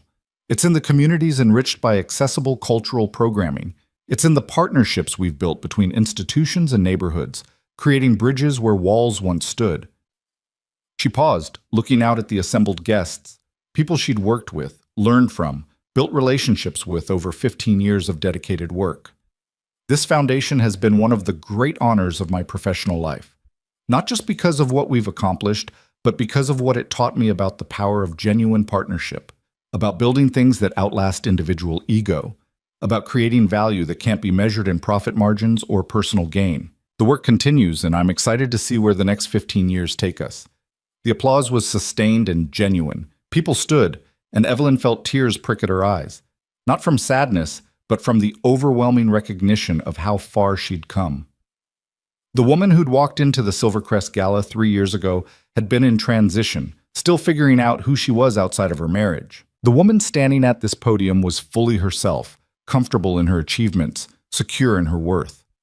After the program concluded, Evelyn mingled for another hour, accepting congratulations and discussing potential partnerships. She was deep in conversation with a Chicago-based arts administrator when she felt a light touch on her elbow.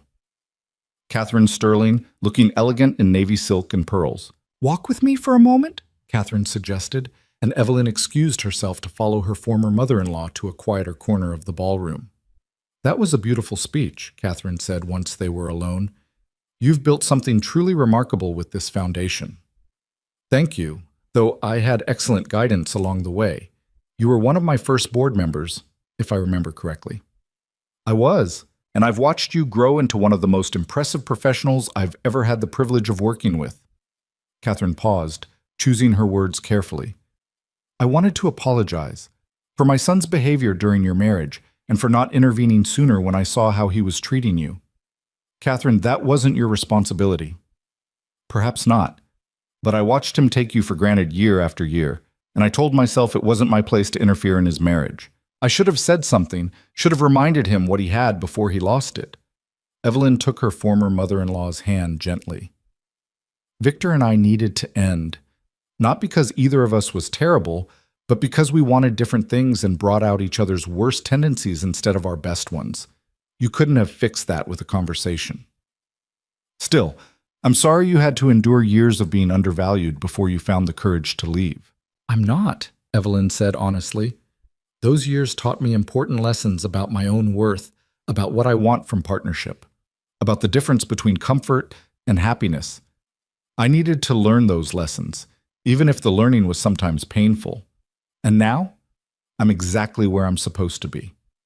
Catherine's smile was warm. "In Paris, building an international career and partnering with a man who actually appreciates you?" "Exactly." "Good.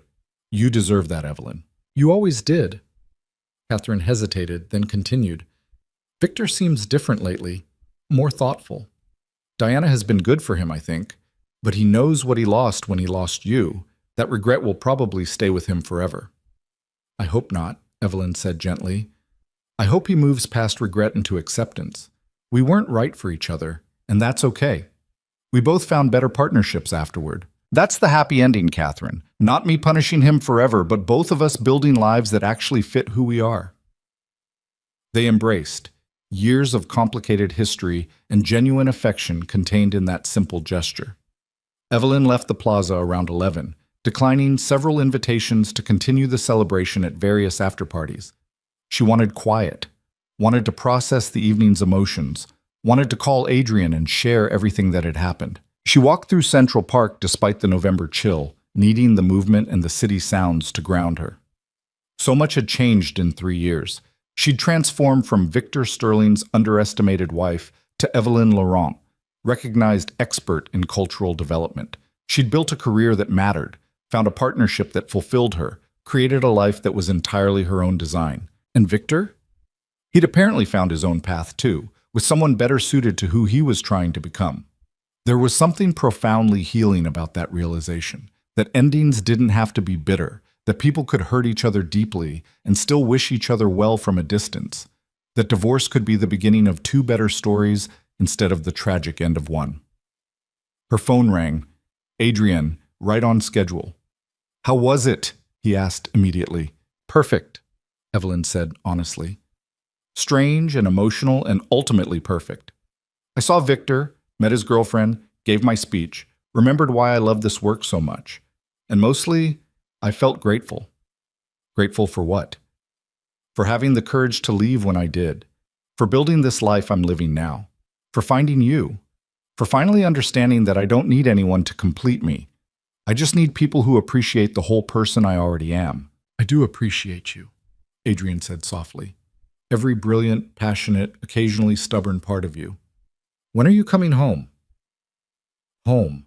He meant Paris, meant the apartment they shared, meant the life they were building together. And for the first time in decades, Evelyn didn't have to translate or adjust or figure out what someone else meant by that word. Home was wherever she chose to build it. And right now, that was Paris, with a man who loved her for exactly who she was. "Day after tomorrow," she said. "I have a few more meetings tomorrow, dinner with Olivia, then I'm on the evening flight. Will you pick me up from the airport?" "Always. I love you, Evelyn." "I love you too." After hanging up, Evelyn stood at the edge of Bethesda Fountain, looking up at the Angel of the Water statue illuminated against the night sky. She'd walked past this fountain hundreds of times during her marriage to Victor, usually on her way to some event or meeting or obligation. But she'd never really stopped to look at it, never taken the time to appreciate its beauty, independent of wherever she was rushing to next. She looked now, really looked, at the angel with her outstretched wings and calm expression, blessing the waters below with healing and renewal. 3 years ago, Evelyn had walked into a ballroom full of people who'd expected her to hide in shame. Instead, she'd shown them who she really was, someone strong enough to reclaim her own narrative, confident enough to build her own success, brave enough to choose herself even when it was difficult. That night had been the beginning. But this moment, standing alone in Central Park 3 years later, finally feeling completely at peace with her choices, this was the real victory. She didn't need Victor to fail for her to succeed. She didn't need revenge or vindication or public acknowledgement of who'd been right or wrong. She just needed to keep building the life she actually wanted, surrounded by people who valued her, doing work that mattered. The rest was just noise. Evelyn pulled her coat tighter against the November wind and headed toward Fifth Avenue, where a taxi would take her back to her hotel. Tomorrow she'd have breakfast with Foundation board members, lunch with potential partners for the London expansion, dinner with Olivia to celebrate 3 years of freedom and growth. And the day after that, she'd fly home to Paris, to Adrian, to the life she'd built from scratch when she'd finally had the courage to choose herself.